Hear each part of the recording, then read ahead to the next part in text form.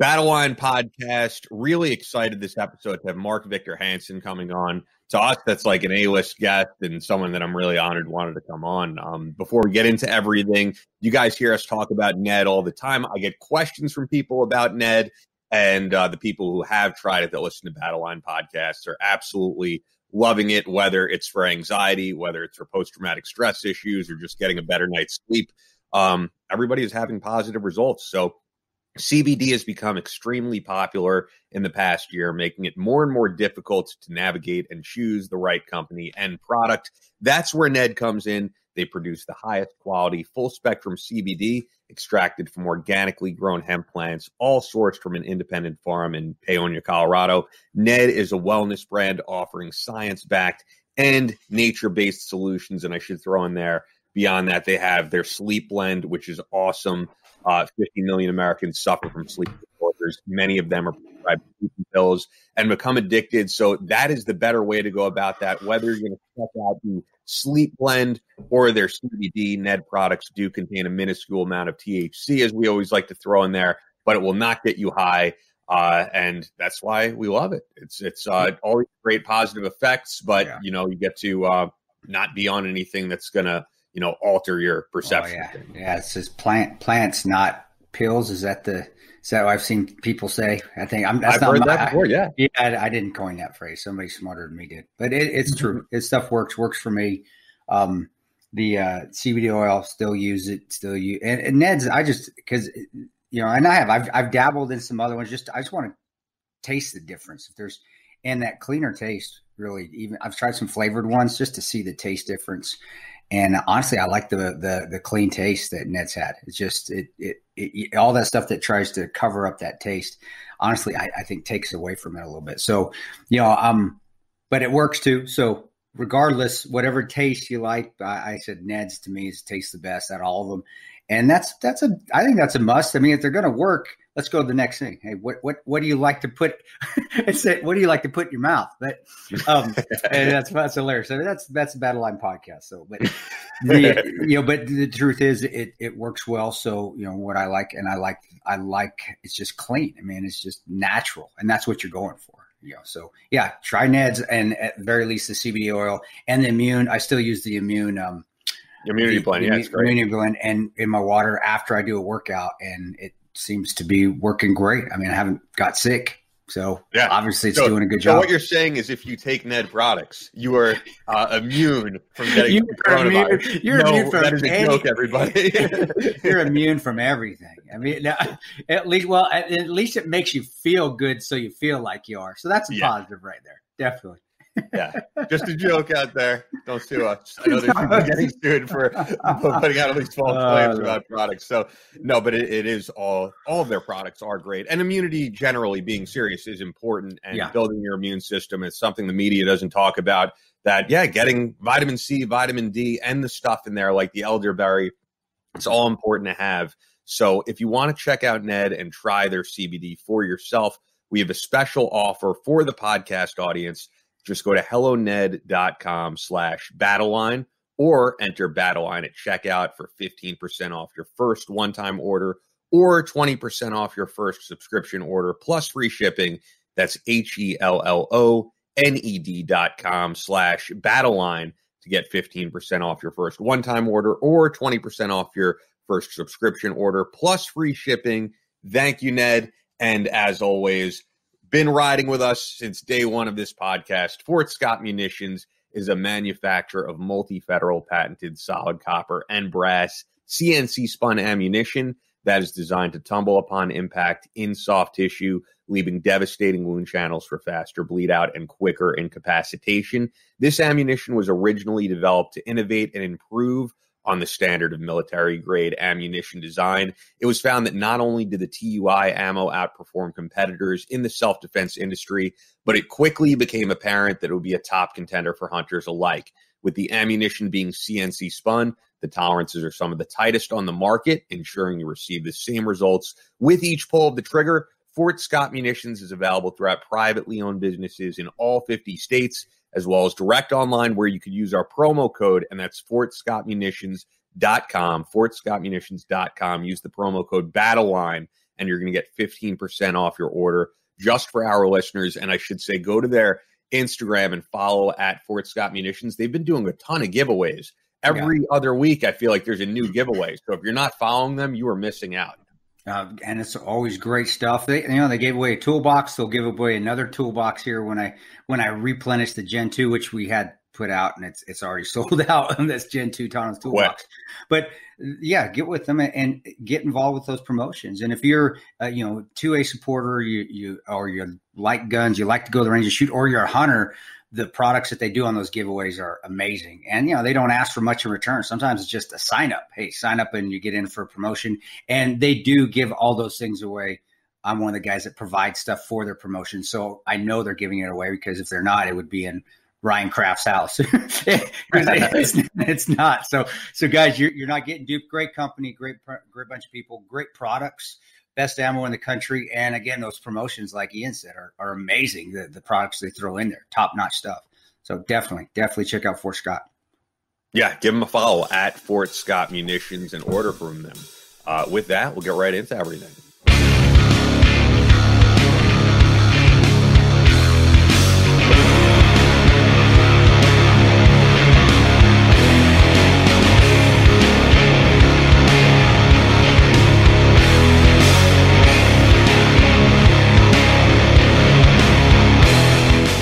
From Omaha, Nebraska to New York City, from planet Earth to extraterrestrial life in space, a podcast with no equal, engaged in unconventional warfare through your speakers and headphones.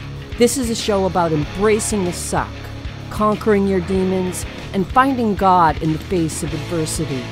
Chris Tonto Peranto. Twitch is on. Motherfucker, I'm going to shoot you in the face. Ian Scotto. Ian and I have been dating for a long time. You are now tuned into the Battleline podcast.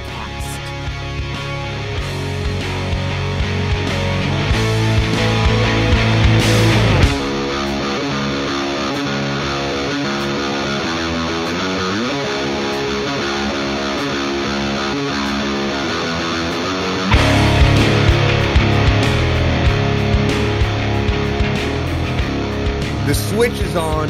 Battleline podcast. Really excited this episode to have Mark Victor Hansen coming on.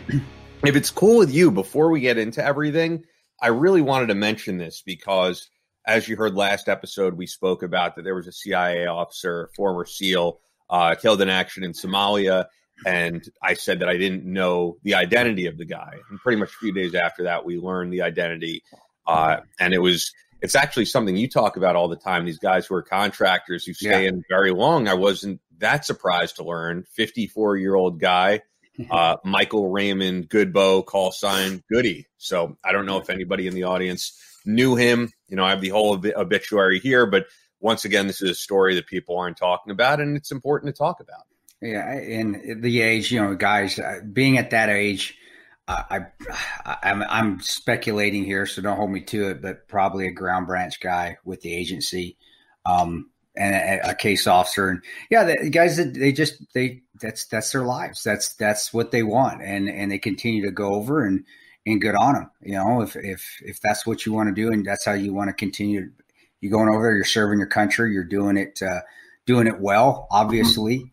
And, I wish, I have, my qualms about, hey, when do you need to not go over it? When do you need to stop doing it? But really it's up to that individual.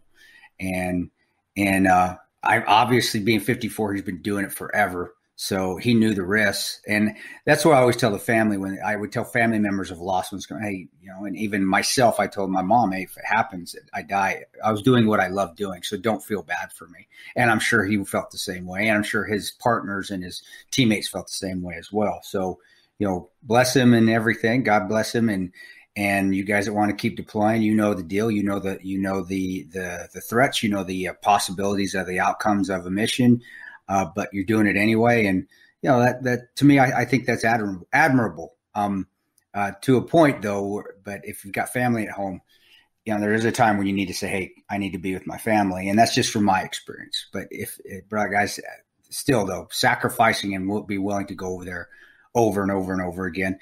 I know the difficulties of that. And again, it is admirable. So I'm not knocking that at all. But there's a point where, again, what age do you get to where you need to start focusing on home, especially if you have kids and everything. But some of these guys, the kids are out of the house too. This is like their retirement job. I've known some of those guys too. You can't knock them. And I'm not knocking him at all. I'm sure he was a tremendous operator just by his background and by who he was working for and where he was at. You don't get to go to those places if you're a slouch. You got to be in your A game. So definitely a good dude. If I could get into the obituary, actually, I mean, he really does have an amazing resume just looking this over. So I'll read it. It's not too long, but I think it's important because honestly, nowhere else for the most part in the media are they going to talk about this guy. So at the very least, I think we could read this. Highly decorated retired Navy SEAL Michael Raymond Goodboe died on November 24th, 2020 from injuries sustained while serving his country overseas. To say that Goody was a giant in the special operations community is to understate his reputation in the U.S. military and special operations community. Goody served his country with distinction in multiple theaters, including Iraq, Afghanistan, Eastern Europe, and Africa. Goody retired from the Navy as a Chief Warrant Officer, CW2, after a distinguished career as a Navy SEAL in which he earned the Silver Star Medal for extraordinary heroism, 4 Bronze Star medals, 2 with the Valor Device, 3 Defense Meritorious Service medals, the Joint Service Commendation Medal, the Navy and Marine Corps Commendation Medal, the Joint Service Achievement Medal with Valor Device, 3 Joint Service Achievement Medals, the Navy and Marine Corps Achievement Medal, Combat Action Ribbon, Navy Presidential Unit Citation Medal, Afghanistan Campaign Medal, Iraq Campaign Medal, Global War on Terrorism Service Medal. These are a ton, but 5 C Service Deployment ribbons, Expert Rifleman, Expert Pistol Shot. Goody will be remembered for his warrior spirit, sense of humor, and high standards for himself and his comrades. Goody made a lasting impression on everyone he worked with, whether in peacetime, training, or serving overseas in challenging environments. As fiercely loyal and dedicated as he was to his service to his country, so was he with his love and devotion to his family and friends. All were blessed with Goody's wit, warmth, compassion, and love from a man who lifted hearts the moment he walked into the room. At the time of his death, Goody was 54 years old. He will be missed beyond comprehension by Ruthie Litvin Goodboe, his wife of more than 20 years, his parents Michael and Zalia Goodboe, in-laws Joseph and Elaine Litvin, uncles, aunts. Yeah, and then, it gets into the rest of the family. I don't need to get into all that, but it says Goody will be buried in Arlington National Cemetery, and you can send a donation to the Navy SEAL Foundation at NavySealFoundation.org/donate to plant memorial trees in memory. Please visit our sympathy store so you could find that link. But I just think it's important to mention because we still have guys overseas all over the world, whether in the Middle East or Africa or everywhere, really. I mean, we have military bases everywhere, and it's a topic that a lot of people will debate, but it's just the fact. We have people everywhere. We still are the superpower. And we'll continue to be because of, honestly, the special operations community and guys like Goody who, and there's a ton of them. And again, and that's what's wonderful is there's that resume right there. Probably his guys to his right or left read the same sort of resume. And that's amazing. And that's what was so fun about working in my experiences doing that with guys like that is because you could. That's the kind of guys you depended on. You didn't all get along, but you knew these guys were top notch and they had your back regardless what happened, and they always did. I think that is also the draw why you continue to go and you continue to deploy is because you really can't get that feeling anywhere else where a guy of that caliber, you may have differences. You may not even like it. You may hate each other. But when the shit hits the fan, they're right there with you. And you can't really find that anywhere else in society, in business, in anything, even on the athletic field for the most part. Maybe that may be the closest place, maybe on the athletic field, professional sports or college, because I played football where we had guys, Crips and Bloods on the same team. We were at St. Jude. And that was my first experience with the heavy gangsters, West Coast Bloods. We had some Donner Street Crips. We had Tongan Crip gangsters. These guys would be killing each other on the streets, but when the game started, we were all on the same team. So I think that's the only place where you find that same sort of camaraderie where you definitely don't have the same views, but damn it, when the game starts, you're one team. So Yeah, bro. I appreciate you reading that. I didn't know Goody. I wish I did. Maybe we may have passed. We may have seen each other in passing. Is quite possible. I'm getting old myself. But to you guys that are still deploying, you're up there in the age, getting in the 50s, you still do the job great.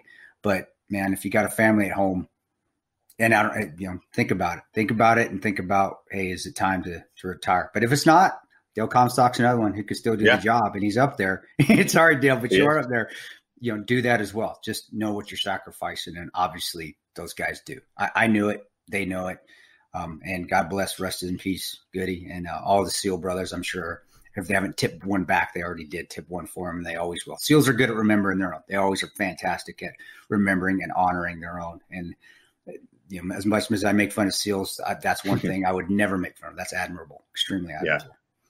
Very, very well said, man. And I assume, speaking about where you said the guys that you deploy with, even if there's someone you don't personally like, you're going to fight till the death for them. Yeah. I assume it's got to be even harder if it's someone you do like, because I believe you've said it before, but Glenn and Ty were guys you genuinely liked from what I know. No, the team, Oz and I, we didn't get along. Right? I don't think that's a secret. Everybody that's followed us knows that. Not that we hated each other. We just didn't get along, but it still wasn't hard to go in the line of fire with Oz. I didn't care if we didn't like. He did his job. He was knowledgeable. He knew what he was doing. I think it's harder. Bro, when it goes, you don't really think about, hey, he's my buddy. He's not my buddy. It's just, we're a team. It's after, if somebody passes. But that's why I mean, like Glenn and Ty, though there were guys from what I know, and you can tell me if I'm wrong. No, I did. I respected them immensely. I wasn't as close to them as I was with Boone, because Boone and I had been working for years and years and years together in the same AOS, almost 10 years together. But to say that with Roan dying was any different than I won't give a name out of a guy working in Afghanistan that died that I didn't care for, I didn't like. Didn't mean that was any. It didn't make it any harder because of Roan. They were still both GRS operators, and to me, that was still, man, that sucks. One of our guys died. One of our own died. So that's the way you look at it. But I have to say I didn't fight any harder if it was somebody that was with me or somebody that wasn't. To me, they were GRS, or they were Rangers, or they were special operations. We were a team. And then, maybe at that moment when you find out the person died, it might sting you a little bit more because, oh my God, dang, I was really close to that guy. But in the end, it was, man, that sucks. That's one of ours. It's not, It's one of my friends. It's one of ours. And I know those guys are thinking the same thing. It's Goody. It's not, oh man, Goody, great guy. It was like, man, he was one of our guys. And that's how it should be. And that's why it's so wonderful working in that kind of community, brother, because it's whether you're enemies or not, because you can't hang out together and drink together. You're not enemies and I shouldn't, enemies is too strong of a word. Whether you like each other or not, when you're playing Call of Duty or you're drinking or you're out and about, you just have the different mindset. When shit hits the fan, all that bullshit gets thrown out aside, and you're one team. And when somebody dies off of that team, it's a teammate that died. It's not, God, that asshole died. It's, fuck, man, he died, man. Damn it. But you also know how to move on from it, because war's hell. That's just how it is. So yeah. That's a great, I mean, I'm glad you're kind of getting that out of me, because honestly, I would have said something like that if you wouldn't ask. So, but that's important for people to know. And it's important for people to move in that way in the business world and everywhere else. And when I do my talks, that's what I kind of get at too. Hey, you may not like this guy, but your goal is to accomplish this task. So you better put those damn differences aside and get the goal attained and tasked and accomplish whatever you set in front of you guys as a team. Put your stupid little differences aside. And that's what special operations and working in the community, I think that's what it teaches you a whole bunch better than you can get in just in normal society, is that screw what you guys, if you guys like each other or not, your commander or your squad leader, whoever, excuse my language, but fuck if you guys like each other. We got to finish this mission. This mission has to get done. Find a way to deal with your differences, work it out, and let's drive on and accomplish this mission. And that's what makes special operations special. That's what makes SEALs, Rangers, Delta, SF, TACP, and now TACPs, I got to throw you in there because you're part of it now. CCTs, PJs, that's what the Night Stalkers. It makes us all so special, and it makes them special because it is. It's like you got all these egos, but all these egos can put all those egos aside when the mission starts, and then it goes. But then at the bar later, the egos come back and there's fights and so forth. That's just brotherly love. That's all that is. Yeah, what you're saying even resonates with me as someone from the total outside of this community altogether because, as this audience knows, I don't have that background. I don't have a military background. But one thing I know is that there are guys who serve in just the general military and whatever branch, and I respect them no matter what they do. It doesn't matter. But a lot of there's many of those people who will say, I didn't have a dream of going in the military. I needed it for schooling. I needed it for this or that. And that's fine.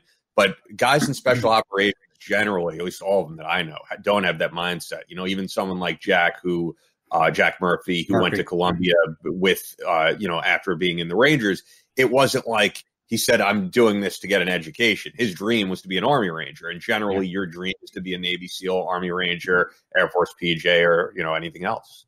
Yeah. And with that dream to do all that, once you're out, you're still a Ranger, you're a SEAL. Marines are still that's why I say you were a Marine, because I got to rub them the wrong way a little bit. Because Marines are still always, Rangers, we can still, I was a Ranger at that time. Well, we still are. But that's part of the mindset and it's part of the brotherhood. When you say long live the brotherhood, well, that's part of it right there. We always will be whatever we were, SEALs, Rangers, Force Recon, or Raiders now is what they're called. But part of that is because we have that brotherhood that no matter if we like each other or not, whether we agree with, me and Jack don't always agree with the same things either. Sure. But if it was like, hey, Jack, it's time to go clear that room. Monitor switches on. Let's go. Or you and Nate Dwyer. Nate Dwyer's another one where, and I said, and that's hypothetical, but even speaking real time, realistic, something that happened, Oz and I, again, didn't get along. We don't get along. Yeah, which I will say, I think is more probably harder to work with than politics, because you're like, Jack and you might not get along politically on everything, but you like each other as people. We like each other. I think there are people sometimes where politically you might be in line with them, but as a person you clash with them. And so that's why I think using that as an example, and I'm not knocking Oz. Oz did a tremendous job that night. Extremely brave. One of the toughest sons of bitches I've ever seen. I mean, he gets blown up, his arms dangling, and he's still shooting his gun. That's pretty badass. Whether I like him or not, that's still pretty badass. But again, it goes back to, we didn't really, I didn't talk about politics. I didn't give two shits about politics when I was deploying. We honestly just did not, our personalities clashed. But again, when it was time to go, didn't matter. We didn't talk about it, didn't even think, oh my gosh, I don't like Oz. And I was like, Oz, what do we do? What are we doing? Okay, Tano, what do we do now? Where are you going to be? And it was communication. It was fighting. It was, I got this guy, you got this guy. It was, all right, what do we need to do now? All right, hey, you got meds, you got water. Hey, who needs a refill? It was mission first. And again, special operations drills that in your head, because if you don't get along, it's like, hey, okay, put you guys in a room, settle your differences now, because we got to get along to get this mission successful. Because if somebody doesn't get along on a team, a platoon, a squad, that's the weakest link. And sometimes all it takes is that weak link for a mission to fail. And if the mission fails, guess what? The weak link's not the ones that are dying. It's the whole group that can go down. And you can't have that, because you don't want one or two deaths, let alone 30 or 40, because some two dudes couldn't get along, couldn't squash their stupid petty differences when it was time to go. It's time to go to work. And that's tremendous. Why I'm adamant to businesses. Yeah, heck yeah, special operations guy, definitely hire that guy, because he knows how to get stuff done. He may not always get along with everybody, but you give him a task, he's going to get it done. He's going to put those differences aside. And maybe you will get one that's lucky that just likes to hang out with everybody all the time. But most times they just want to get the job done and go home. And yeah, I think that's honestly, isn't that what you want in a worker? Get the job done and get the hell out, go home and come back the next day. But yeah, you've been around enough guys and you've seen enough guys in this community. I can already, Ian, and just from me and your friendship, you know how we are, and you know what I'm talking about. And Jack, same way. Luke, same way. Marty, I mean, come on. Who's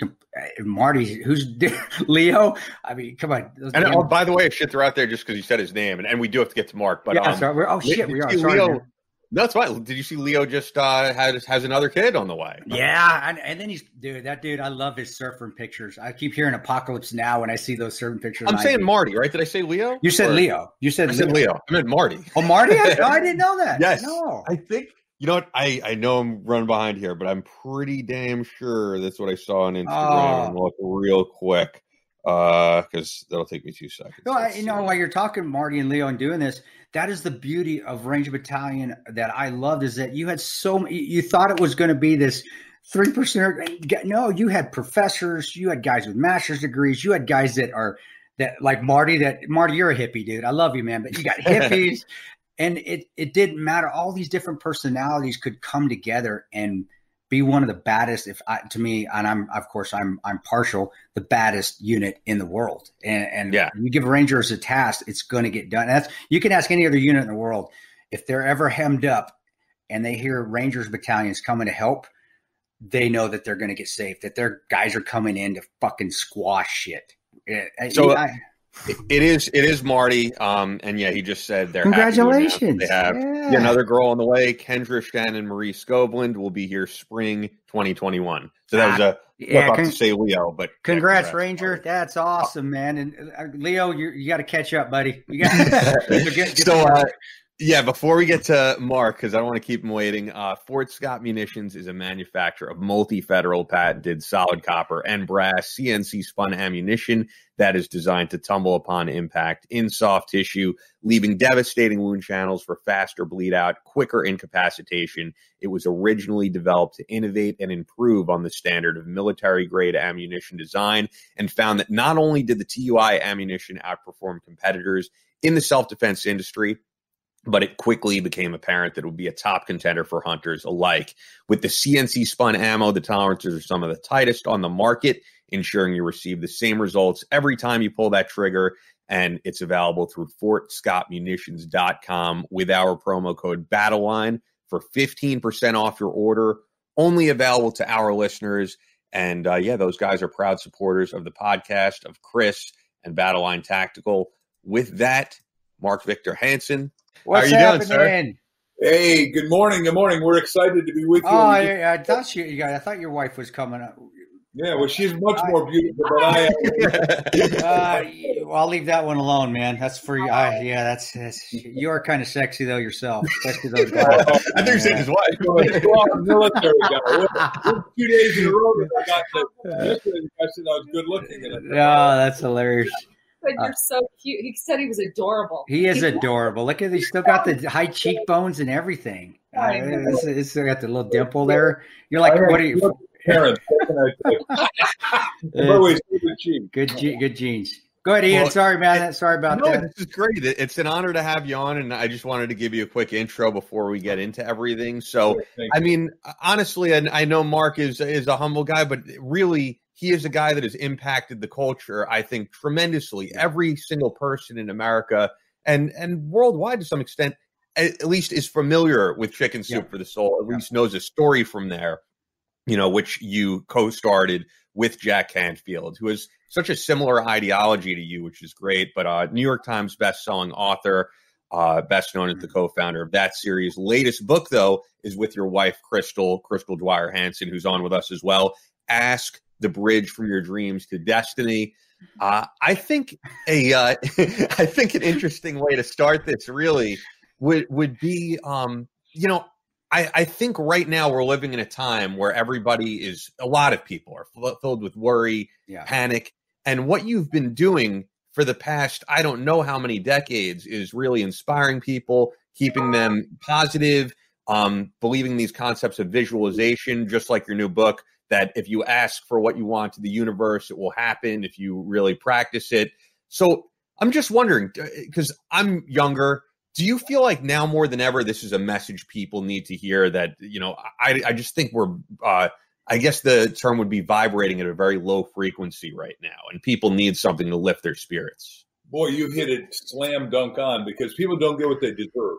They get what they ask for. And when we started this book, we had no idea we'd be in a cocoon, and we are not just the four of us in a cocoon and a few people listening to us. We're talking about 8 billion, the total world population is in it. And what we're teaching is something that look, we traveled to 80 countries, talked to 7 million people around the world, and loved it. But we found the difference between somebody who succeeds a little and somebody who succeeds a vast amount is one thing only, and that's the ability to purposefully ask. And we ask in 3 directions: ask yourself, ask others, and ask God. And it's working. And the results that people are getting in a few months that we've had the book out is just going to the top, because the second subtitle of Ask, the Bridge from Your Dreams, Your Destiny, we think everyone has a great destiny. It's unfulfilled, and our destiny is helping others find their destiny and encouraging them to it. Well, I had my pastor. I remember asking him. I was growing up, and I wasn't getting what I was praying for. He says, "Are you praying the right way? Then what do you?" And so, when you say, "Are you asking and ask God?" I think that's one of the issues, is that we really don't know how to pray the right way. Are you being? So when I do, I ask what you do. Pray and ask for something that you want. Don't expect it. Don't know when you're going to get it. But also, are you doing it with humility? Are you doing it because of your selfish pride? And I did read Chicken Soup for the Soul when my mom was a teacher. She made me read it. I'm going to say I wanted to. She made me read it. I had to. But it did, because of the normal stories. It was somebody like, at that time. Now I'm a lot weirder now, so it's not like me anymore. But war will do that to you every once in a while. But it was people like, oh my gosh, I can relate. These are just normal people with their stories, and it all ties in, because it all ties into Christianity. But I guess I'm getting to a question, is 2 questions with the first book, using just everyday people, which inspires. How did you come up with it? Because that was new. I believe that was kind of a new idea. Help me with that one, because when the book came out, I wasn't an avid reader at the time, because I just wanted to be outside playing.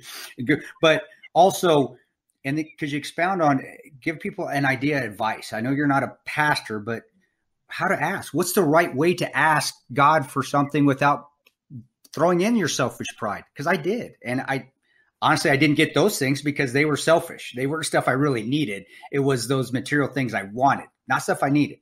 So maybe can you expound on that a little bit, of that question? I'm all over the place. This is me for the next hour, so you got to get used to it, guys. But can you help me with that a little bit and educate me, because I do follow you, and I do. You are I pattern some of my speeches watching how you do your thing, Doc. So tell me, educate me, man. Both of us want to answer, and first of all, I think you asked 3 things, not one. And first of all, I want to compliment your mom, because Dr. Canfield and I champion different books, and Jack's great, but I champion Chicken Soup of the Teacher Soul because I was a university professor, and Jack was an elementary education teacher. Even though he graduated 3rd in his class at Harvard. And boys, if I graduated 3rd in my class, then I graduated at Harvard. I couldn't have gotten into Harvard, so that's that part. Ask for, from a spiritual point of view, Timothy says, if you ask and receive not, it's because you ask amiss. And we're saying, ask yourself, ask others, and ask God. And let's just go to the deep part of the destiny. And Crystal's going to talk to this more, because she is a clinical hypnotherapist, is one of many degrees. But we're saying, look, you got to find your destiny now, especially because we're all cloistered down. And right before you go to sleep, the most powerful thing you do to your subconscious is 400 times say, God, what's your destiny for me? God, what's your destiny for me? God, what's your destiny for me? Because everyone listening is hanging on by their fingernails, and we've both been there at different times, and then we'll talk about our pain like you guys have, is that everybody's got to understand we got to pivot right now, and we've got a destiny. It's glorious. It's big. It's opportunistic. It's hopeful. Yeah. It's helpful, and it doesn't have to be selfish. Do you want to add to that, Hy? Well, go ahead. I mean, if you have any comments. No, I agree with the opportunistic, and we talk about this on our show, Ian and do right now. This is the time for opportunity to better ourselves, because we're kind of at a pause. So I understand that. I feel that, and I expound on it, because the questions I'm asking is stuff I want to know. I don't care if the listeners want to know it. I want to know. I want to know. So yeah, how do I become better, and how can I have this opportunity to improve myself even? Maybe somebody can learn from my dumbass, excuse my language, my dumbass. But if you can help me out, yeah, please expound on that, because it does help me overcome some of the trials and tribulations I'm still going through at the moment.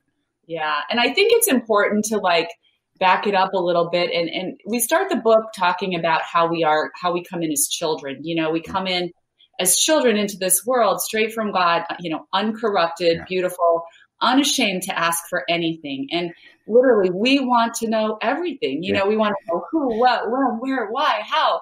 And we want to also ask for more and more and more. And that is a beautiful thing. That is an uncorrupted spirit wanting to grow and to learn and to evolve and to experience this beautiful life that God gave us. But over time, depending on how we were parented or how we, school went for us, whatever teachers we had, our jobs, military, all of these things that started to kind of shut us down in our curiosity, in our desire to want to know more. It's kind of like only ask if you're called on, or, you ask me too many questions. Can you just be quiet? And so over time, that kind of gets crushed out of you. And you start to feel, first of all, as adults, we start to suddenly find ourselves in a place where we're ashamed to not have all the answers. Okay, we're embarrassed, and we don't want to let anybody know that we don't already have all those answers, right? So, and the second thing is we're just afraid to ask. We're afraid of rejection. We're afraid somehow we're going to lose love or whatever it is. And it's just so sad. I mean, Mark and I wrote about what we call the 7 roadblocks to asking. And what we found is that most people have at least one of these roadblocks, if not more. And those are, unworthiness, doubt, naivete, fear, which is just that sheer terror of rejection that we're going to lose love or approval. Pattern paralysis, where you just get stuck in the same pattern over and over and over again. And that person. I mean, we've all been there at some time in our lives, but you can probably look at other people and go, they're going to do the same thing last week. They did the same thing last week, last month, last year. They're going to still do the same thing next week, next month, and next year. Never stopping to question it.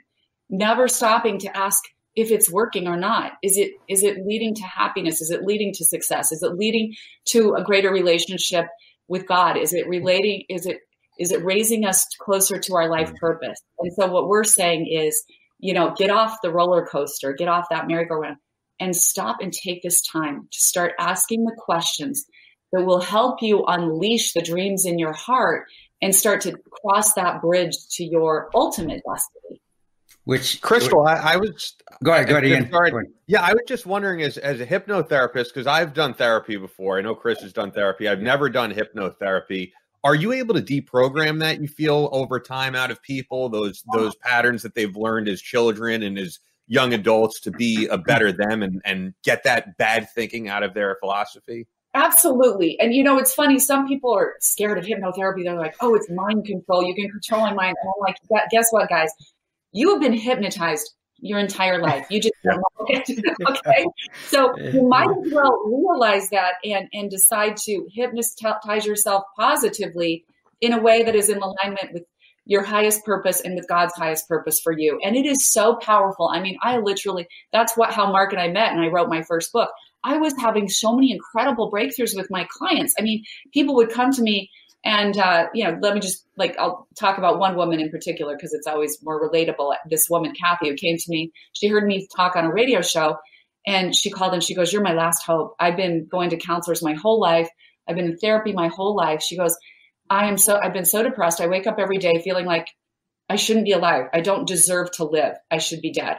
And I don't know why I'm here. And she'd grown up in a very abusive background. Her mother was mentally ill. She had these crazy memories of her mother picking her up by the ankle and swinging her around and releasing her into the refrigerator when she was 4 years old. And then her mother one day just left her and her 2 sisters and never came back ever, never saw her mother again in her entire life. Her dad tried to cope with it for a while. And then one day he just said, "Get in the truck," loaded up the girls, drove to the relatives, dropped them off and said, you take these girls. I can't deal with this. I don't know what to do. So all the relatives stood around and said, "Well, I'll take the baby. She needs help. She's only 2 and I'll take the 4-year-old." But no one wanted poor little 8-year-old Kathy. So she just her sense of worthlessness was so overwhelming that it resulted in this, even though she was successful, she was passed around to her relatives and she had to work for her keep, So she had a great work ethic. She got a good job. She was in insurance. But she had no purpose to her life. And she literally woke up every day saying, "I feel like I should just die. I should be dead. I don't know why I'm here." So, we all carry baggage. Hers was really intense baggage. But we started with, there's a technique called emotional freedom technique. And I love this technique. It's a protocol of tapping on your meridian points in your body, because you don't realize that you store that trauma and stress, not just in your brain, but in your entire nervous system.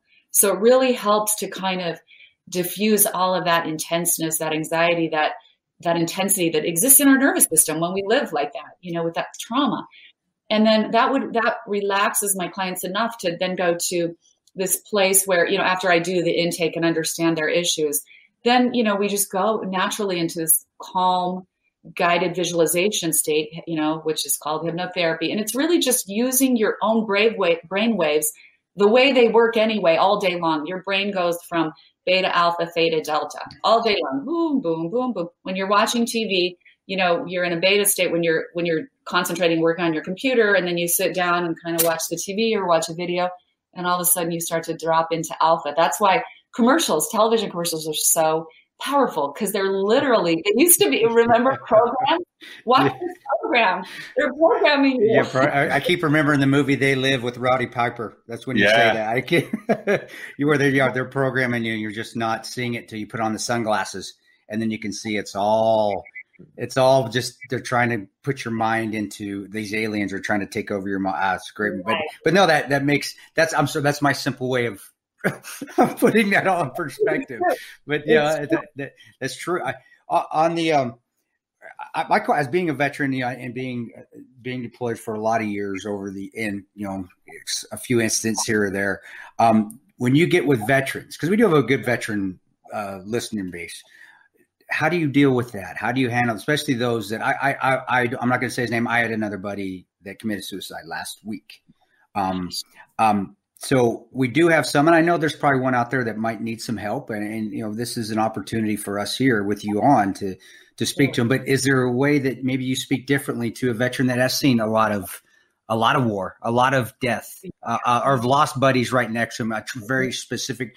It is hard. It's hard to see a mortar hit your friend and fight through it. And I've been able to handle. I have a great family, and I've been able to deal with it because of books, because of me writing my own books and stuff there. But those that don't have those outlets or don't have that good base, what can you tell them? How can you help them?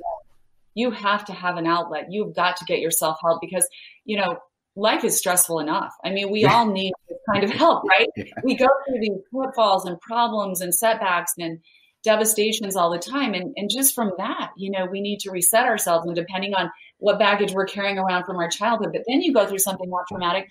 I personally haven't worked with a lot of veterans, but I would love to, because I already know if God gave me any gift, it's to, like, when I sit with someone, I can start to sort of relate and feel their pain, and but not just feel their pain, feel the pathway through it and kind of out of it. And there are a lot of things I would do to recontextualize the whole experience. You know what I mean? And then release it. The recontextualizing and neutralizing is so important. Okay. So that you don't carry around these incredibly emotionally charged things, these emotionally charged memories, that you can actually then have a memory that is more neutral and has a better context to it. I agree. I've been able to do that with mine. Even the horrible things to me have been like, wow, I got to experience that. How awesome is that? Not that it was an awesome event, but it was, whoa, those lights, that explosion, that blast, that smell, that you don't get experience that anymore. So that's what luckily for me, I've been able to do.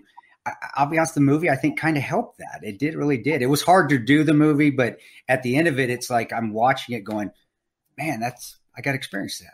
That's not a negative. That is awesome. It's just hard to get guys to think that way. And Doc, I don't know, if you've had anything that you've had to do, especially over your speeches over the years, if anybody's come up to you and said, veteran, said, hey, what can you tell me? I've had during my speeches, I've guys, hey, it was awesome. Can you help me with this? And I do my best, but I'm not a medical.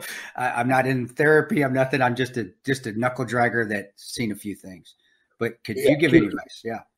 2 or 3 quick things. First of all, thank you for serving, and thank every veteran out there, because that's what keeps America free, and freedom is not free. No, sure. All that. Sure. And we've done a lot of stuff with, Lieutenant Dan, who everybody knows does a great show, and he had us down at Fort Bliss with all the wounded warriors, and it just we fell in love with every one of them, and we back when before COVID we were hugging all of them.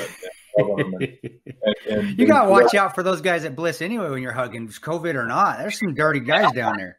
And they know I'm talking about. They're laughing right now. They're not hurt. Like, yep, Tano, you're right. You're right. Okay, I just had to put that out there for a second. The other thing is that what you're saying in the subtext here and what we've done from the beginning, and we've just done 100 podcasts since we got shut down. The book came out in April, and it's been amazing, and they've all been great. But yours is the one, I don't know why I'm feeling such glee and such joy.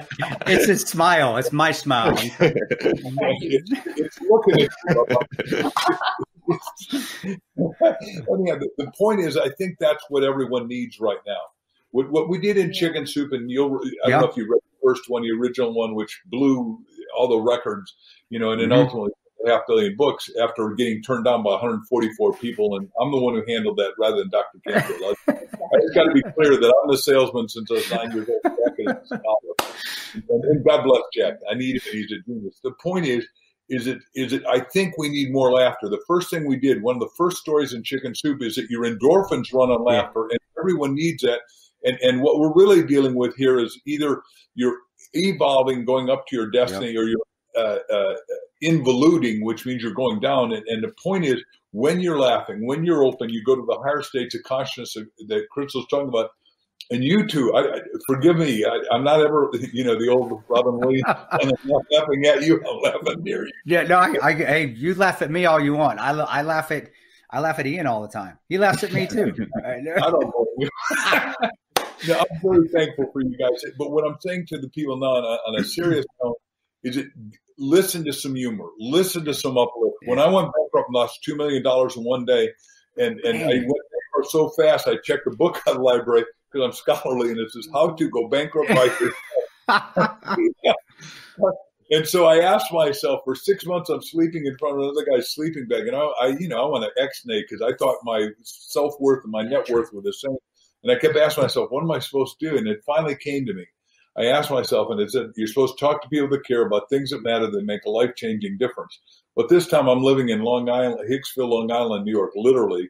You realize you're right. That's right near where I am. I'm in Manhasset right now. Oh, I train people at a gym in Hicksville. Yeah. So you got. I used to go there to buy clothes once I made a little bit of wealth before I got it. Oh yeah, the Americana. I always think I'm totally off on a different tangent. We'll get but whenever people hear Billy Joel, are you going to cruise the Miracle Mile? I'm like, yeah, that's right where I live. That's what he's talking about. Well, by the way, so awesome. Thanks. I want to finish my story, but then we'll go back there because I want to take her there, and we want to go to,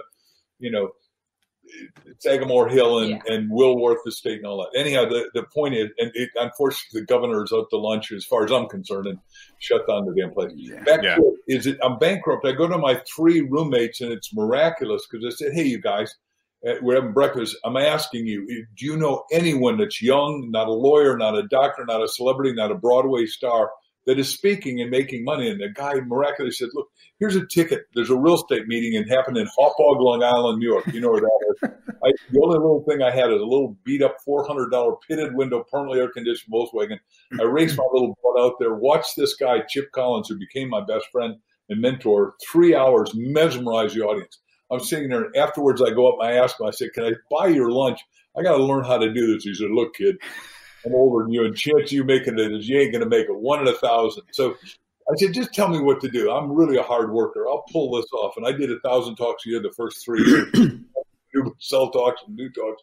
But people kept saying, do you have that in a book?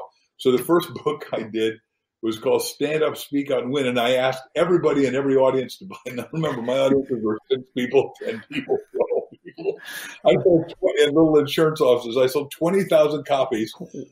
At $10 each, I made $200,000. Man, I thought I had died and gone to heaven because I was doing what I wanted, becoming who I wanted to be, because that's what everyone's got to do right now.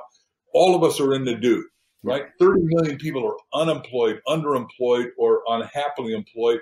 It's time to repivot. And what our book does is we're saying, no, don't buy one ask, buy 2 copies of our ask book, go over every question in the book so you figure out what you're supposed to do with your life, because who you are is too important to squander it saying, I feel terrible, I'm going to watch the news again and again. Yeah. Oh, yeah. Pattern paralysis. I'm going to get sick until Obama. The world's going to end and it's over. No, the world's going to be. We live in Scottsdale now. Beautiful outside. 70. You guys can shut your mouths. I'm in Nebraska right now in the winter. I'm free. I want to hear about your Scottsdale time. All right, I was all happy until you said that. You just ruined it. You ruined the whole podcast. Laughter. Guys in the military, and I think referring back to the movie 13 Hours, that's what we wanted to make sure people saw, is that laughter. We laugh at everything, even the worst thing, because that's what gets you through it. So when you say laughter, I'm like, yes, that's why we're such idiots, because we laugh at laughter is the best medicine. And we wanted to show that even in combat, you're laughing, because how do you get through it? If you don't, then it's just, oh my gosh, we're going to die. And you can't fight like that. Well, and that's why Bob Hope brought the troops over. I love it. And I'm a student of Bob Hope's. I'm certainly not. I met him a couple of times, but and I offered to do stuff, and it was so wonderful because he brought out everybody that was funny. Him and Bing and Nick and Colin, all the boys and girls. Our friends are the ones that created Child Help, which we raised so much money for. Traveled with them on a full-time basis. So, and they've now helped 10.5 million kids get out of abuse, neglect. Wow. Sex trafficking, which you go high, and the military helped build the base. I'm going to make you cry with these stories, but I'm going to die here. Well, if you feel free to say them. We're not on any sort of path. If you haven't told already, I'm on this path, and I'm here, then I'm here. So you can join that craziness. It's fine. I don't think it's a single path. I think we're all on the super highway. Right. So many places to go. Well, I think the point is, you guys, we have to recognize the tools that in our lives that are going to get us through life and to be happy and productive and keep moving forward and keep finding our destiny and keep expanding what that is. And laughter is one of those tools. Asking is one of those tools. And that's why Mark and I wrote the book, because when we started thinking back on our own lives, we're like, oh man, when I went through this terrible situation, what got us out of it? And it was just that ability to ask. Yeah. And I had this, when I was young, I'll just tell a story really quickly that it was my pivotal kind of asking moment. But I was one of those kids who found high school to be, kind of easy and boring. So I accelerated my curriculum and graduated myself at age 16 and married my boyfriend, who was 5 years older than I. Not a great life plan, right? Because I ended up 2.5 years later, I'm divorced in a new city by myself with no family, friends, a baby on my hip. No earthly clue how I was going to take care of myself or survive. And so the only thing I could think of was to get food stamps. So I was standing there that first time that I got those food stamps in line at the coming up to the cashier, getting ready to turn my food stamps over for diapers and groceries. And suddenly I had this incredible epiphany. And it was like for a second, this spotlight was shining on my head and a question dropped into my mind. And the first question was, how did I get here? Followed by a second question that was, are you doing everything you can to get out of this? Or are you taking the easy way out? And I swear to you, wherever that question came from, I knew the answer immediately. And I knew I wasn't doing everything I could to get out of that. I knew I wasn't tapping into my best. And I didn't even know what that was, but I knew I wasn't doing it. And as I was turning over, I had such a shift in perspective in that moment when I asked those questions and answered it. And as I turned those food stamps over, I was literally saying to myself with so much conviction, I'll never forget it, because I was looking at that woman. I probably looked a little fierce, because I was saying to myself, this will not be my future. Yeah. And so I went home and thought, I don't have any answers, but I have questions. So I kept asking myself, who would hire me tomorrow? How can I make money tomorrow? What can I do? What am I qualified to do? And I remembered hearing on the radio after I started asking, I was like, the radio, they've got those temporary service agencies. I'm so young at the time. So I called Kelly Girls and I'm like, how do I apply? Asked them how to do it. They said, fill out the paperwork. And I had worked in high school. I worked at, the cool clothing store that we had in our town. And I worked at my dad's law office. And I worked at when I was 14. I lied and said I was 15. And, so I filled out the application, and pretty soon they're like calling me and giving me opportunities. You can work for this job. There's a 3-day assignment, a 2-week assignment. And I started doing all these cool jobs, like filling in at attorneys' offices and, doing sales at conventions and things like that, setting up booths at malls. I started learning a lot about myself. And I learned that I really love business. I loved sales, especially. And I love working with people. And so I decided to put myself through real estate school. And in the meantime, I had some people approach me and say, you should do some modeling. So I thought, what do I have to lose? I went into the agency in my town that was the biggest agency, and I asked them if they'd sign me. And they made me walk the runway. They're like, well, can you walk the runway? And I was like, I don't know how. I can walk the runway. The hell out of the runway. You should see me, my hips back and forth. I mean, they're not as good as they used to be because I broke them a few times. But. Yeah, but those moments, like, I didn't know what I was doing, but I did it. And I ended up doing some television commercials, which went national. So literally, you guys. That's awesome. A year and a half later, from the time that I was turning over those food stamps at the cashier, getting eviction notices every month, a little more than a year and a half later, I am now a licensed realtor working for the biggest home builder in our valley. I became the #1 realtor because I was working really hard, and I was getting royalties, like residuals from my television commercials. And so I often thought back about that moment where I was like, it would have been so easy because it was a tough time to just slide. You could just quit. Really, you could have just quit and said, this is my life. I was so young. How could I do this? No one there to help. Baby. But I'm really so thankful that that question came to me, that I asked myself that tough question, because it's a tough question, and that I had the courage to answer it honestly, because sometimes you have to be a little tough on yourself. You have to ask yourself those tough questions, and you have to be willing to answer them honestly, because that is what's going to pivot you. That's how you ask the right question in the right way. And if I just sit there and ask, who's going to help me? I'm so sad. Who can take care of me? That's not the right question, Never.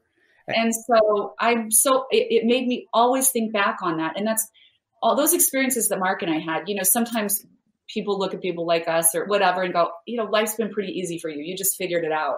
And it hasn't. Yeah, I think people assume success really is like overnight, that they don't see the road that it's. And you guys both, from people listening, and you even both have said it, and I can just by what you're talking, you guys have one common factor. You both have worked hard. You didn't quit, and you worked hard, and that led you to success, which is, I love when you said that also your worth is not your success either, though.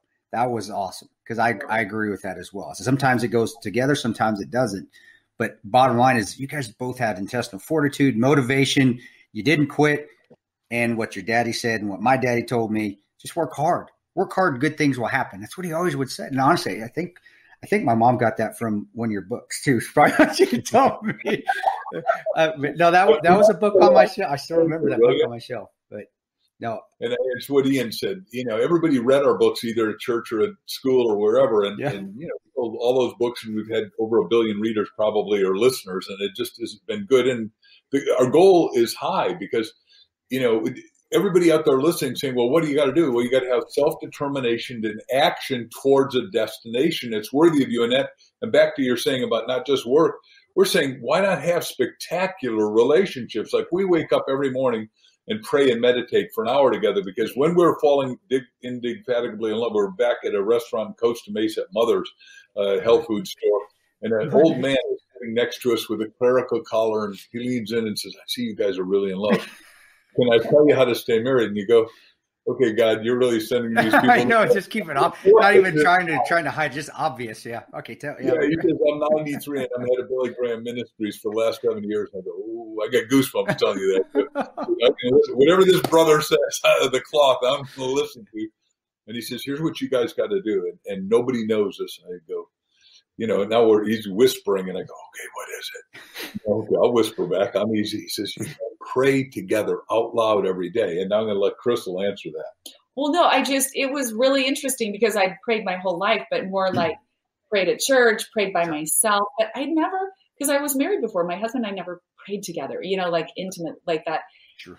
That way. And I was like, wow, okay. And so we were like, let's just do that. And I don't think Mark had with his ex-wife, like prayed with her.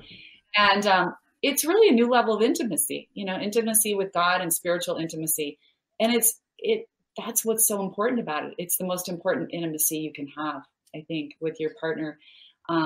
Is it also finding something in common? I mean, it's something that you enjoy doing, which can be anything, but that in particular, because it's prayer. Because you're right, prayer unless you're at church or saying prayer at a dinner table together as a family, it is a private thing. It really is. I mean, I'm even thinking, going, man, I've never done that with my wife. And when I think about it, I'm like, God, that would feel uncomfortable at first. Yeah. And was it a little uncomfortable at first, or did you get? It's like odd. That's yeah. People who pray their whole lives, it was a little odd, but it's like it does create a higher level of more important type of intimacy, which is that spiritual intimacy, which is what keeps you together, because that's the highest. That's being intimate with God together. Sure. And, it's just really remarkable. It keeps you on a higher path. And so we never miss it now. And now it's just like super comfortable. We're just like, that's we've never heard anybody say that's awesome. I've never heard that before. No, not on the show. No. And I think God sent that guy. So two hitchhikes in that. Number one is I did Chicken Soup with the Soul Bible, as you guys know, but I want to go back one stage and then do that and tell you the outcome for every veteran listening. But when we did Chicken Soup, we couldn't get on the bestseller list on New York Times. I was selling 20,000 a week, which is I would have been number one then. I call up the lady because Jack said, "Do you have the guts to call her?" I said, "Hell, she's a person. I'm going to call her." Yeah. She said, "Sir, this is the New York Times. We don't do multi-author books." I said, "Really?" She said, "Yes, I told you." I said, "Are you absolutely sure?" She said, "I'm sure." I said, "Lady, you do the Bible, it's got 66 books, and if we add maps, there's 720. Your Jedi mind trick. Oh my gosh, you're doing all. I got you. Yes, you will. You will put ours on that. So in the Bible, there are only two things that's repeated 365 times for every day of the year. First of all, it's rejoice, because you got to ask yourself to rejoice, and the second is fear not, and you got to ask yourself to fear not. And the military guys, you guys have all, you got to have fear. And what we're teaching in the book is you got to ask yourself, whatever it is that you're facing, one of those 7 roadblocks, are you willing to step on it with courage? Courage is a French word that means spirit within, showing fear has no basis in your life because you're confronting your fear to make it disappear. Yeah. Go ahead. No, I'm sorry. You know what I wanted to get into, because it goes back to something Mark was saying earlier, but you were talking about people kind of programming the wrong things into themselves, and they need to laugh. They need to do something inspirational. We talk about this on the show all the time. I think that especially right now, people have limited time. They're at their job 8 hours a day. And when they get home, you're right. They are watching the news. They are logging on Twitter. They're totally involved in whatever drama is going on. And I've realized, and I know Chris has realized, it's really never ending. I think people thought, all right, after the election's over, then I could work on myself. And now it's like, but I am so tied into this election fraud stuff now, and it's going to keep going. There's going to be something new. So what do you tell people when they say, well, I don't want to bury my head in the sand. I want to stay informed. And, what do you tell them that they should spend those hours on something positive, on something that's going to enrich their life rather than drag them down? Moderation. If they still want to watch that, which I don't watch it all. I turn it off. I used to be on it all the time. I don't even know. But yeah, where's the moderation come from? What's some advice? People can't do what I do. A lot of them can't just turn that stuff off. They got to have it. But so I'm not the person to ask for that. Yeah, that's why I was asking Mark. Yeah, and Crystal. No, I'm joking. Oh wait, I thought I always feel like I'm the guest. I'm sorry, I keep forgetting this is my show. This is our show. You're not on my show. That's awesome. Oh my gosh, that's funny. On my show again. All right, I'm coming back, and then you talk over me the whole time on your show, if that's okay with you guys. I can do that. When I was bankrupt back in Hicksville, Long Island, New York, I literally shut off the media. I stopped reading the New York Times, which is what we're saying now to people. 15 minutes is all the negative that you can implode into your head without exploding negatively and going, oh, I can't handle it. I want to take out on somebody or something. So the point is, read something positive, whether it's, and I hope it's one of our books, and starting with Ask, of course. But I've written 312 books. You got a lot. But there's also every audio, every video, and it's all on YouTube. And there's really good positive stuff out there that can give you what Zig Ziglar, my old colleague, I did a lot of seminars with, a check up from the neck up, because from the neck up, you're going to go up, and then you're going to add. Right. I just wanted to say it's so important that we're talking about this, you guys, because when we listen to this constant, barrage of news that makes us nervous and uncertain and upset, we're actually putting ourselves in a state, and we're putting ourselves in a terrible state. A state of fear and uncertainty. And in that state, our brain doesn't work well. It actually creates unwellness in our body. We can get sicker. It compromises your immune system when you're in that stress all the time.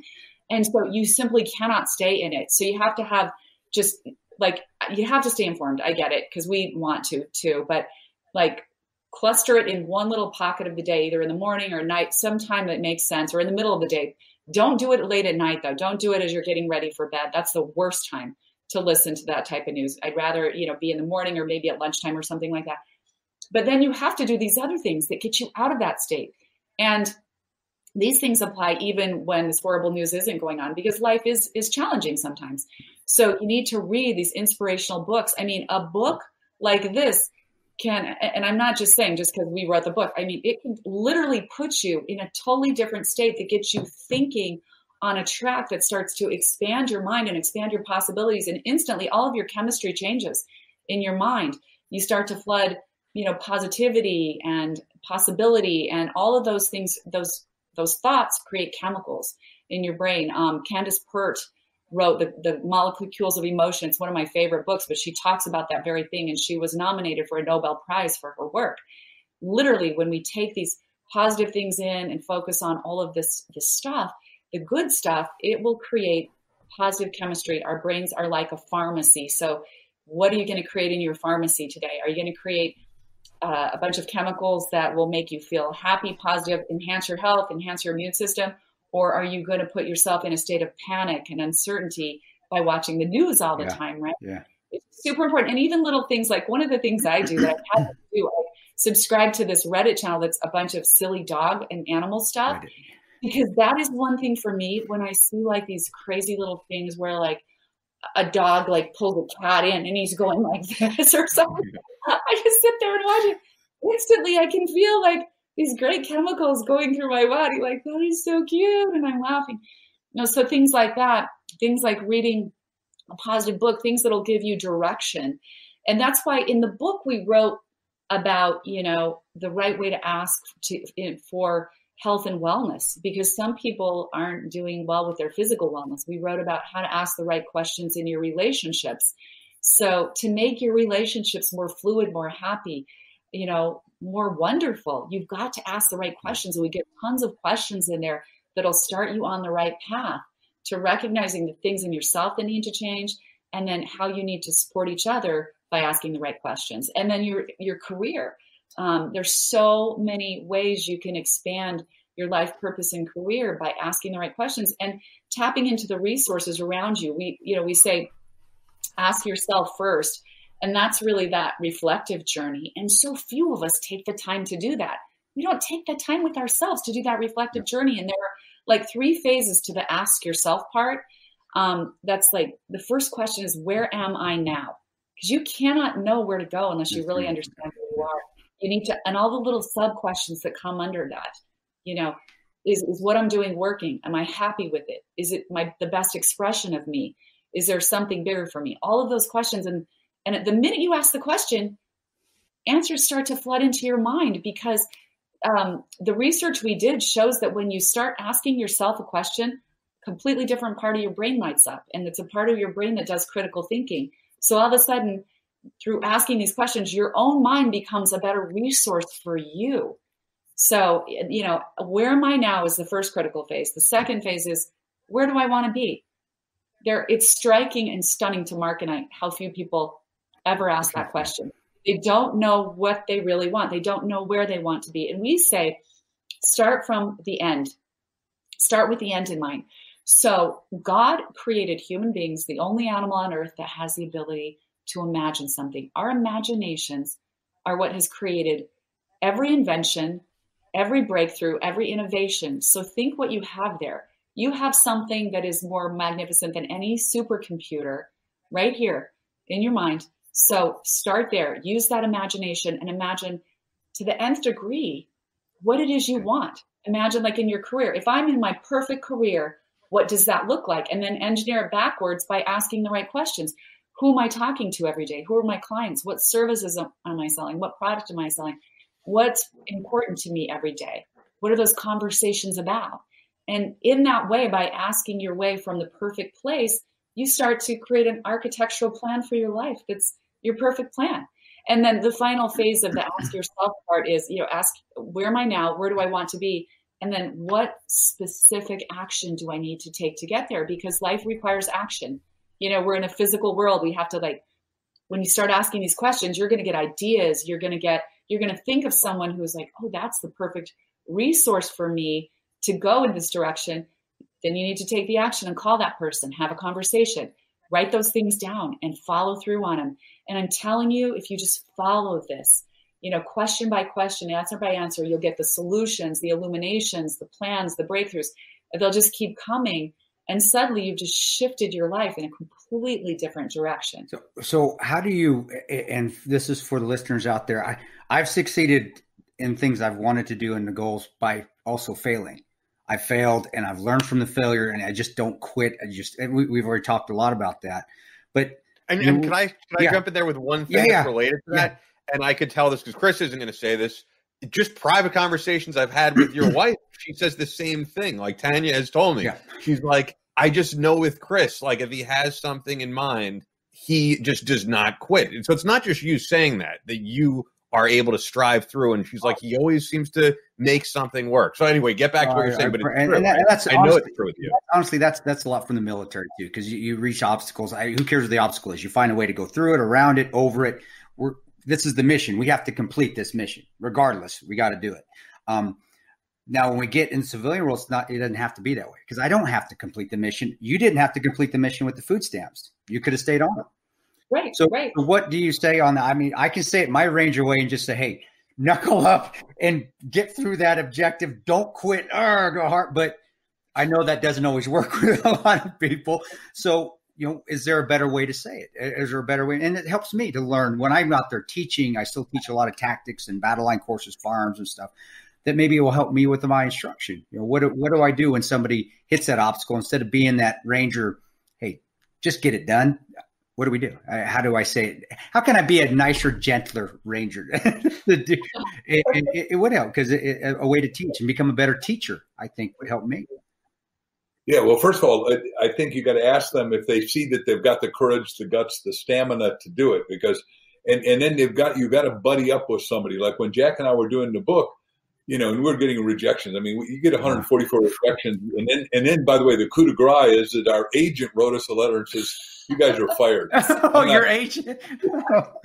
Boys, get clear. This isn't going to make it. Everybody, Penguin turned you down, Random House turned you, and he went through the whole friggin' litany of everybody who turned us down. So Jack and I were talking, and he said, "Look, I don't know if we're going to make it or not." And our wives, our ex-wives now, but aren't so happy with us. So what do you think? So we decided to go to BEA, American Book Expo, and now I'm there for 3 days, and I'm in heaven because remember, my parents were illiterate Danish people, not because they're stupid, just because my dad came here at 14 years old, leaving Hitler's Germany. Because you'll love this, my Uncle Sven was head of the military in Denmark that created the Black Band for the king. So we took all the Jews into Denmark, wow. and Hitler put a hit on everyone in our family.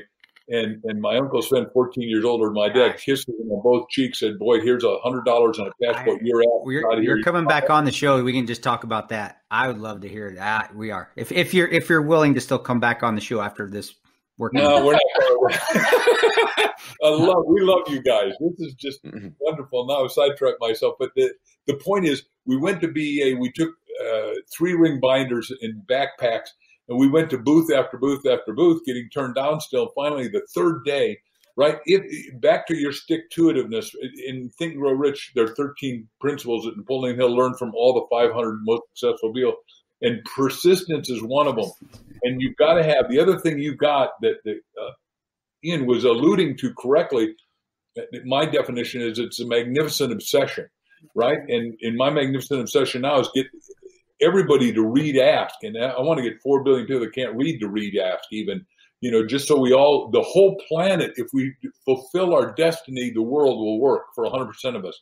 I really believe God set it up to do that. And somebody has to lead the charge, so we're doing it.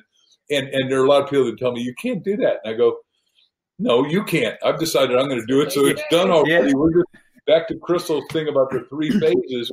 We're going to take the action and catch up to it. And like I said, I'm going to live to be 127 with options for renewal. So, I got plenty of time. Oh, I love hearing it, because it's always people that are successful and happy, I think, is being successful. Money comes and goes. I've seen it with even myself, but happiness is essential. And every one of them has worked hard and never gave up on whatever they set their mind to. And it's a common theme. And it doesn't matter if you're a Navy SEAL, Army Ranger, you write books, you run, you know how to run radio station. I mean, like Ian is tremendous at what he does. He's successful at it because he knows what he's doing, and he enjoys it. And I can tell it makes him happy, especially when he can hit me on a podcast every once in a while. I love it, and I love it. But that's yeah. Go ahead. Go ahead. What everyone out there's got to listen to is what you just said, and that is, you cannot be happy unless you are productive. In other words, if we're made in the image and likeness of God, which is Genesis 1:28, there's 2 C's there. One is you got to create. And obviously I've created 312 books and we're not done. We got a lot of stuff in route coming. And then number 2 is you've got to contribute. Because if you're not into service, because Martin Luther King's greatest line, as far as I'm concerned, we can argue that, but is it every one of us has a potential to be great because we can serve greatly. Now you serve greatly as a janitor. The janitor, we got 5 kids and 6 grandkids. One of our kids is a great teacher of special ed. And the janitor, when the school's open, which is another whole thing that fries me wrong.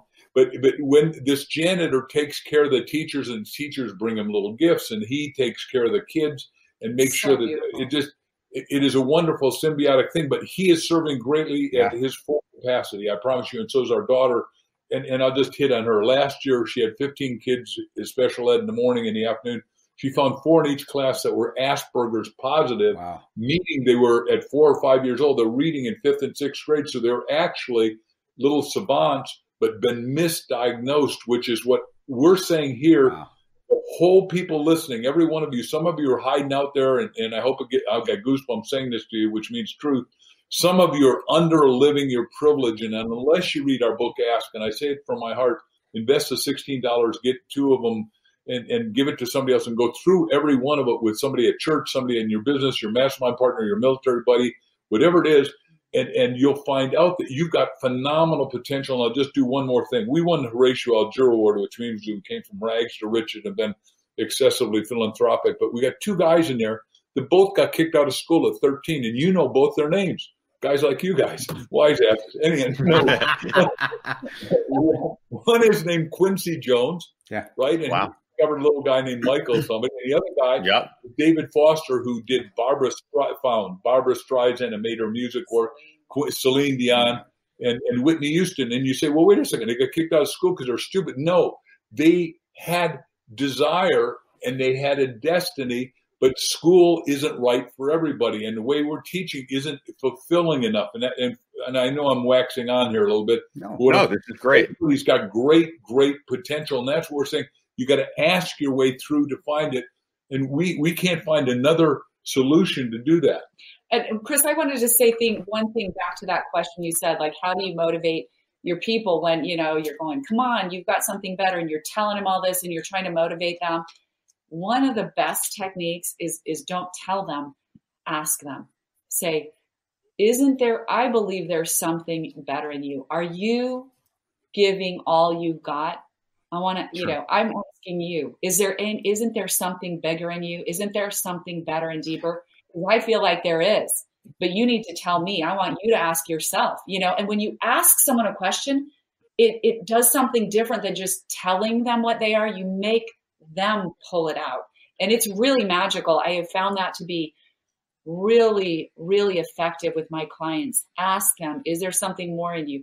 Tell me what it is, because I see it. And 2 more things. Number 1 is, what is your potential in this arena that you're asking them to do stuff in? And number 2 is, come back to me tomorrow and tell me 3 ways that you're going to make this better than even I think you can do. And then that takes out where you're feeling I don't want to make them feel like, I'm being condescending to them. And that's where the line is. But, that's actually, doing I like that. Hey, 3, and I don't know why I haven't thought of that, man. That's just, again, but that's right. That's why you're here. All right, we're good, Ian. The show's a wrap. I got what I needed out of these. They're done. I got them out of these guys. Let's go. You know what I wanted to throw out there? It was interesting that you mentioned Quincy Jones and Michael Jackson, and I swear I was thinking about that. That's why I was typing, because I wanted to see if I had the numbers right on this, and I'll tell you what I'm getting into. Is one of the things I am familiar with your co-author David from was The Secret. And I think a lot of people watch The Secret and they go, this is complete nonsense that you could just ask the universe for something and it's going to work for you. But I think the movie pinpoints, you can't just say, I want $1 million. Well, is that going to fulfill you? How do you want to get that $1 million? What are you going to do with that? What's the positive that's going to come out of that? I think it's a super powerful movie, super powerful book. And the thing I wanted to mention, and the reason I thought of Michael Jackson, is it really, if you believe in it, it truly does work. And I know some of the greatest minds of our generations really did use The Secret to their advantage. And I was looking up, I know that Michael Jackson, I think when Thriller sold, I believe it was like 5 million copies or something unheard of at the time.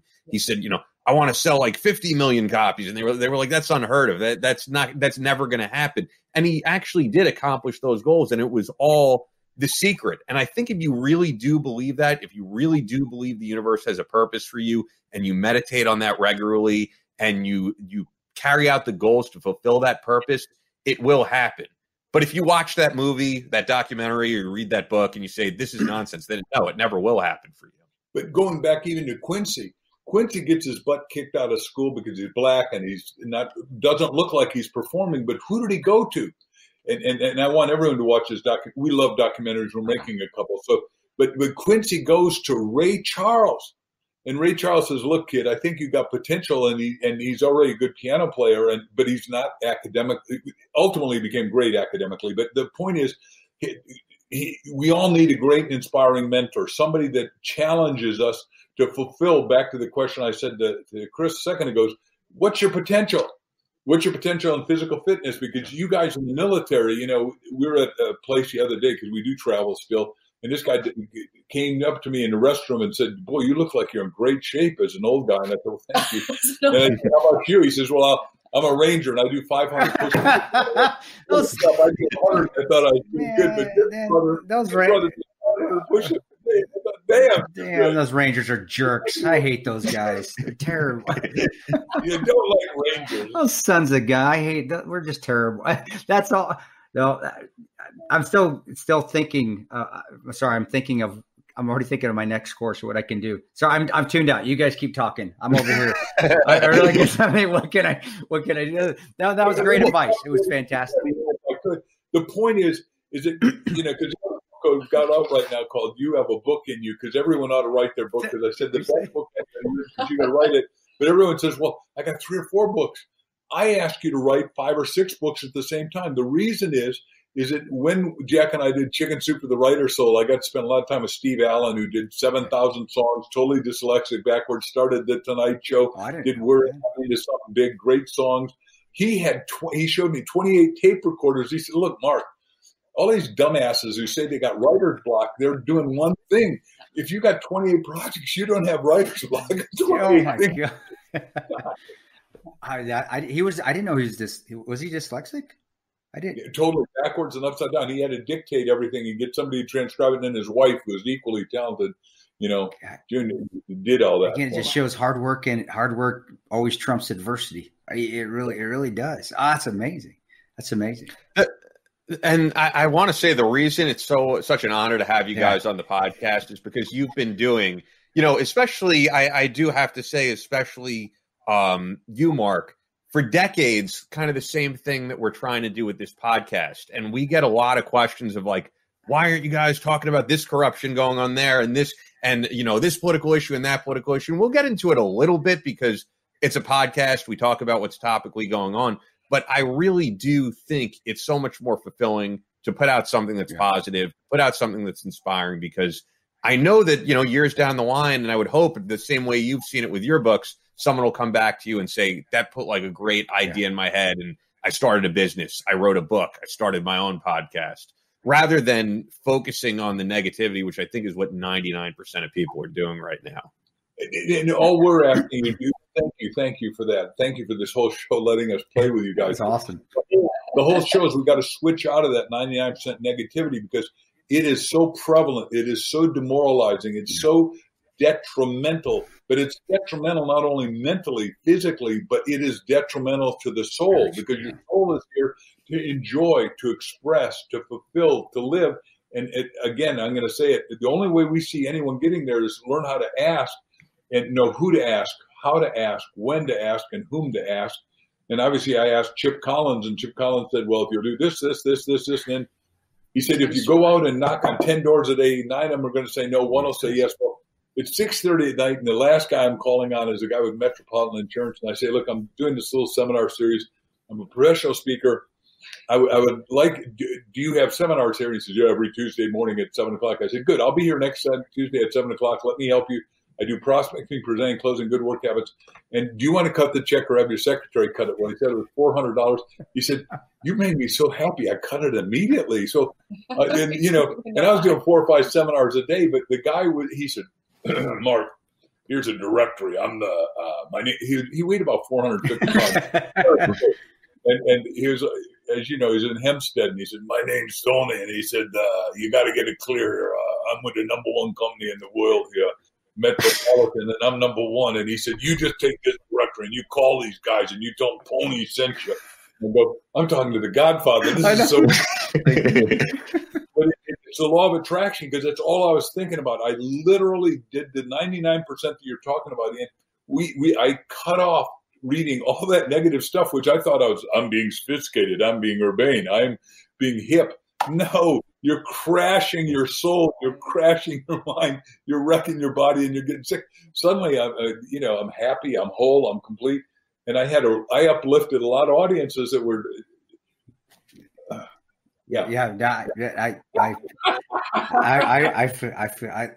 There were times in. For what you said, and I remember thinking back now, those 3 years that I was in the media a ton, I was always on Fox, probably the most miserable years of my life. And I was actually probably making the most money at the time too. Yeah. I was doing a lot of folks speaking. I have a tremendous speaking bureau that helps me Kepler speakers out of they're fantastic. Jay Conklin over there. But it was a struggle. And you, by saying ask, I did. I tried to, and we've talked about it on the show before, I've tried to commit suicide 3. I'm not good at it, but 3 times. So luckily I'm not lucky, but when I finally got over it, it was after my last attempt, which I was basically the crying game in the shower. I mean, it was literally that. And I'm talking about, I've talked about it in public before, but I looked in the mirror and I said, do I want to live like this the rest of my life? And that's when I finally was like, okay, done. I'm cutting out the media. I don't do news anymore. I'm not coming on there. I've got to change my life. I've got to reconcile with my ex, which she was the light of my life, which is I messed that up, but we've got it fixed. But it was, you say ask, and that's what's all.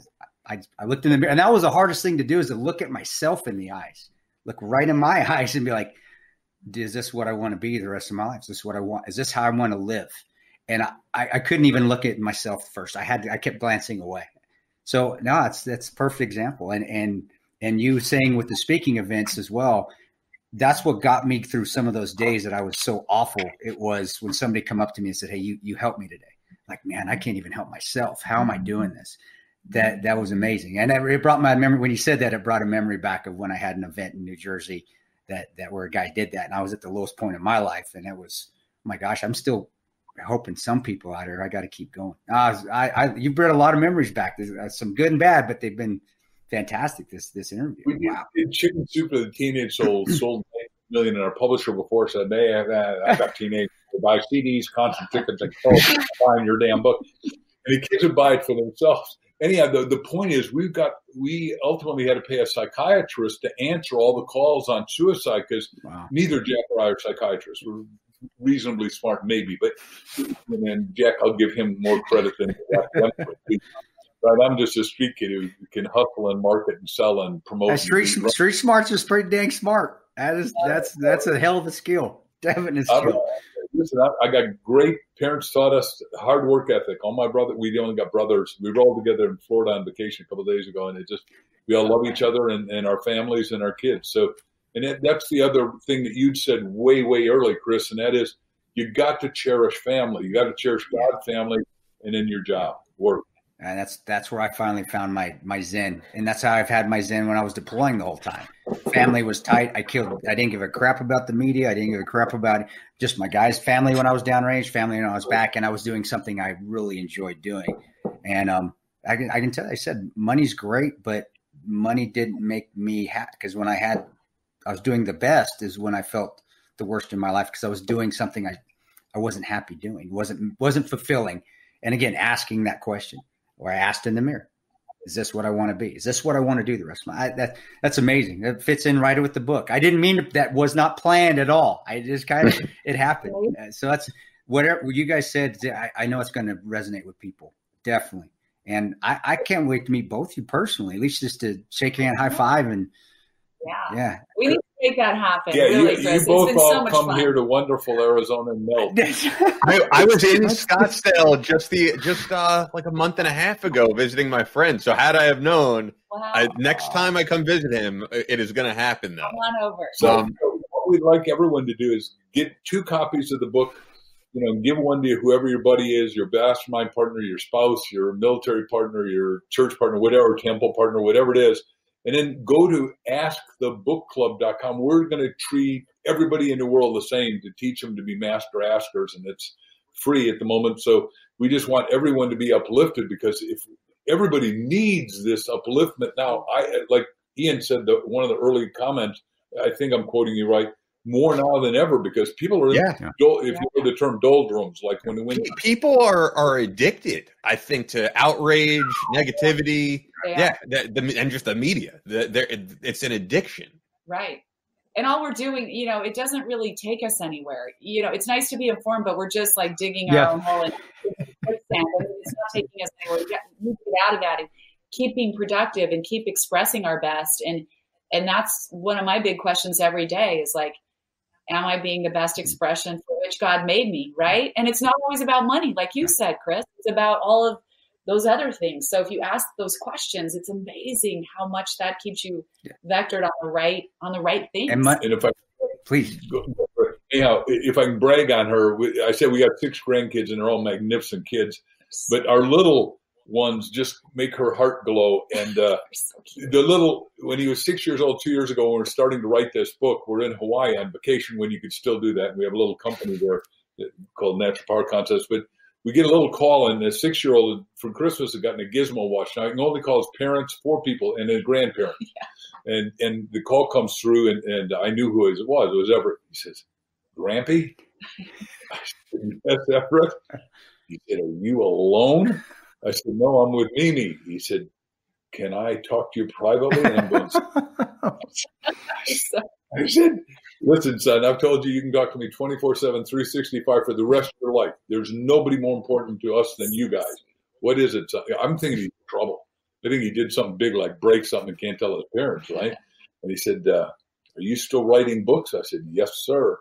He said, "I like your books. Can I write a book with you?"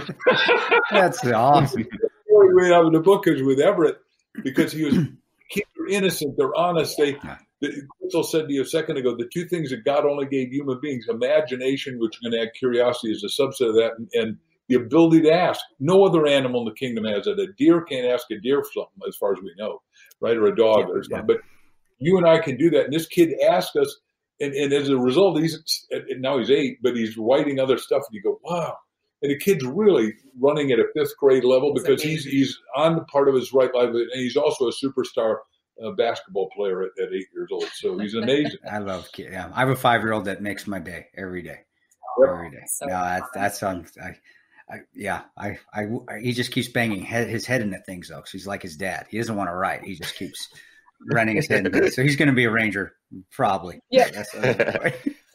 I got to tell you guys something that I thought was interesting as we wrap things up here, is that one of our sponsors, I was throwing them, who we have on the guest list coming up.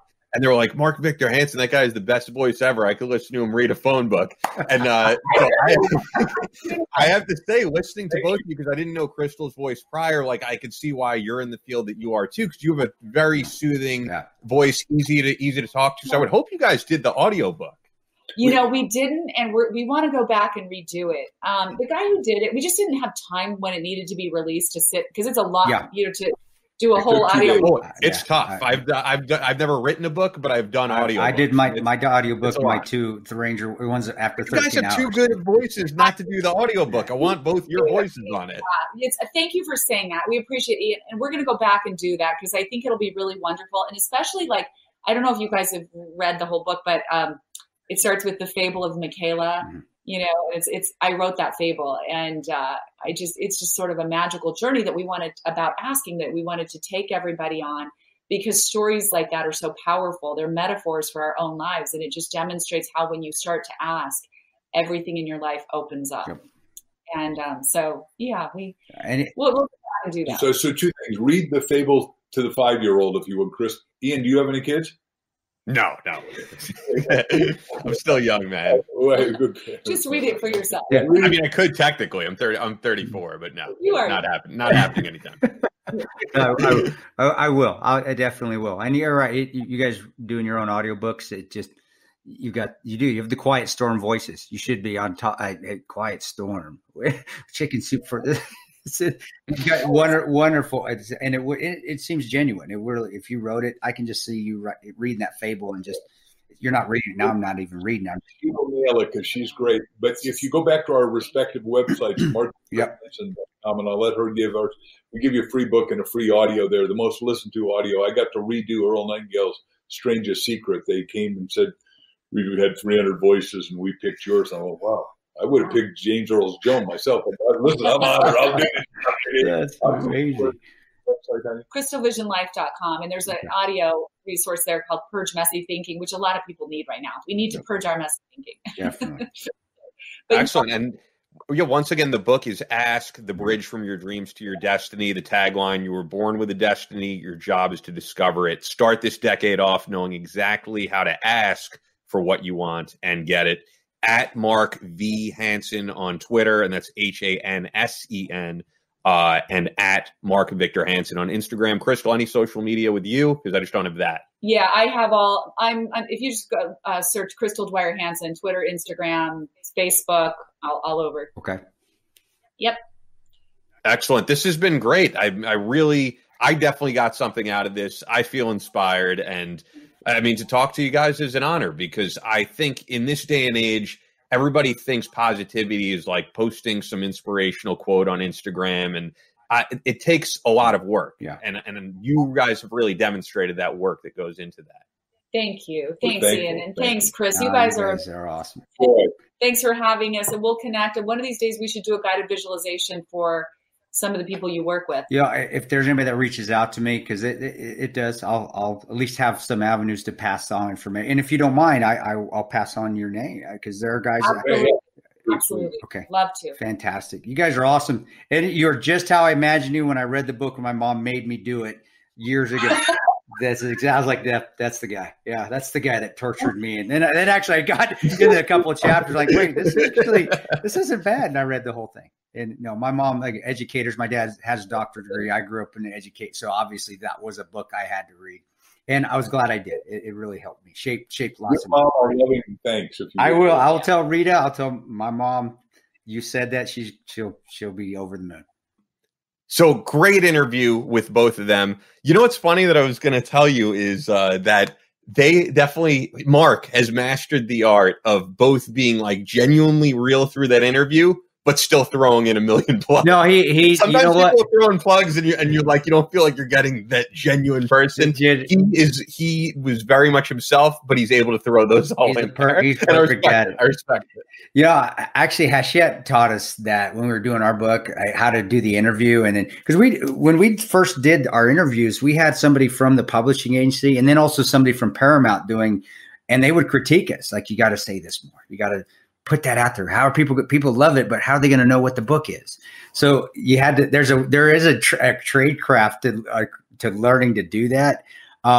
Where you should mention, hey, yeah, and throw in your tie in the book. And yeah, hey, that's what I was talking about in my book here. So he's perfected it. That's why I was watching and go, man, yeah, he's perfected that art. Because it is an art. They teach you every time you come off the set, if you're with a big publishing company or you're with a like the movie Paramount, they critique you on it.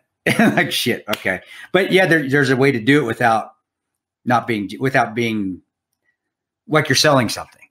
Yeah. Well, and it's easier to do in a long form interview too, because when you do those quick hits, as you know, in mainstream media, you have like 5 minutes. I don't know how you could do what we just did in 5 minutes.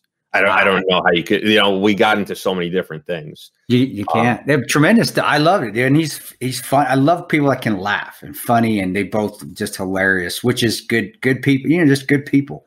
And also, there's just such a difference when you meet someone in that age group, whether it's like him or a Jim West. Most people you meet at that age, like mid 60s to early 70s, where he is, they're like, they don't have new goals that they're focusing on. They're kind of just coasting.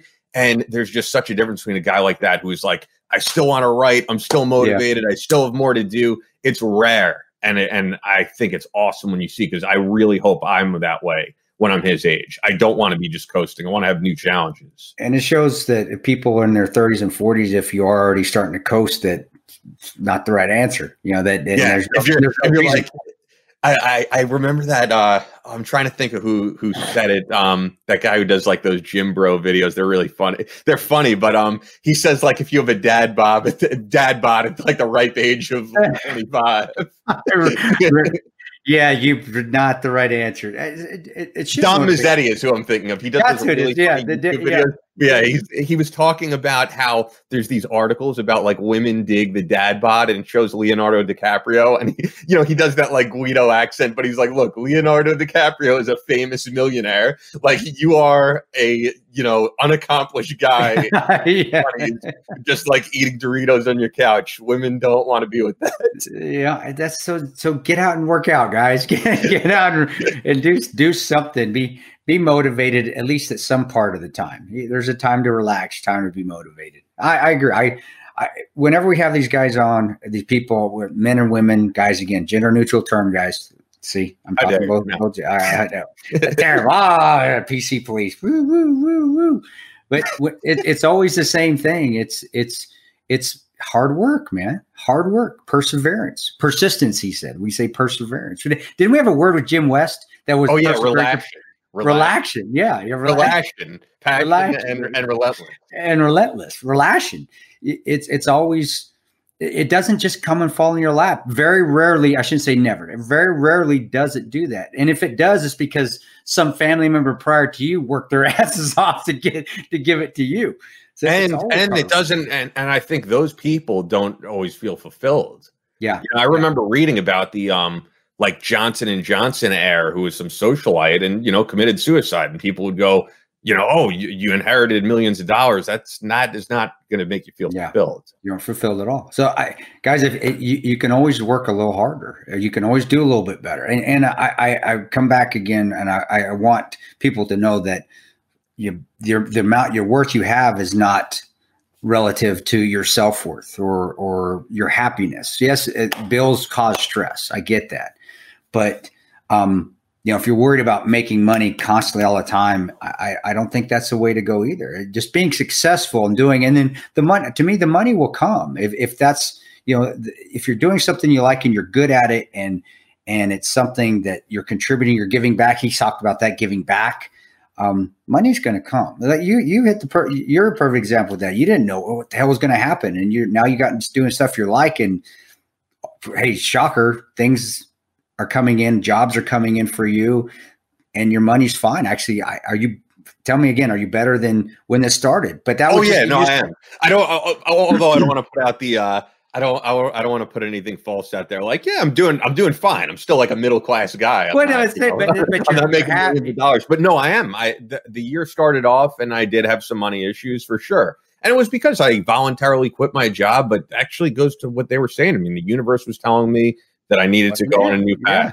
And I know that, people, my wife were saying, you don't quit a job without having another lined up. But I got tired of working for like major corporations, and I really wanted to just do my own thing and be self-employed. And people think, oh, it's not possible, but it is possible if you believe in yourself. And, you may have to give up on some things. You're not going to get healthcare, provided to you, not working for a big corporation the way America is now. But yeah, I do agree with it. Like I said, I can't really say it another way, but nowadays it's just there's a lot of this like fake positivity out there. It's just you post a quote on Instagram, but you don't live by it. Just everybody wants to put off the air that they're positive. Like Mark is a guy who has done this for decades and really, no matter what was going on in the world, his books were apolitical and they were just all about putting positivity out there.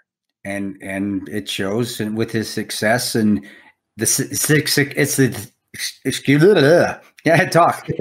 success that he envisioned for himself. And it wasn't anybody else envisioned it for him. This is what he wanted. And to me, that's being successful. And yes, he is successful financially as well. But again, that's what he envisioned. That's what he wanted. And he went for it, and he didn't let fear stop him. And this is where he's at. And everybody can be like that. My income changed drastically when the hibbity bibbity virus hit, because like speaking events all canceled. I mean, but you know what that drove me to? Okay, that's not where I need to be.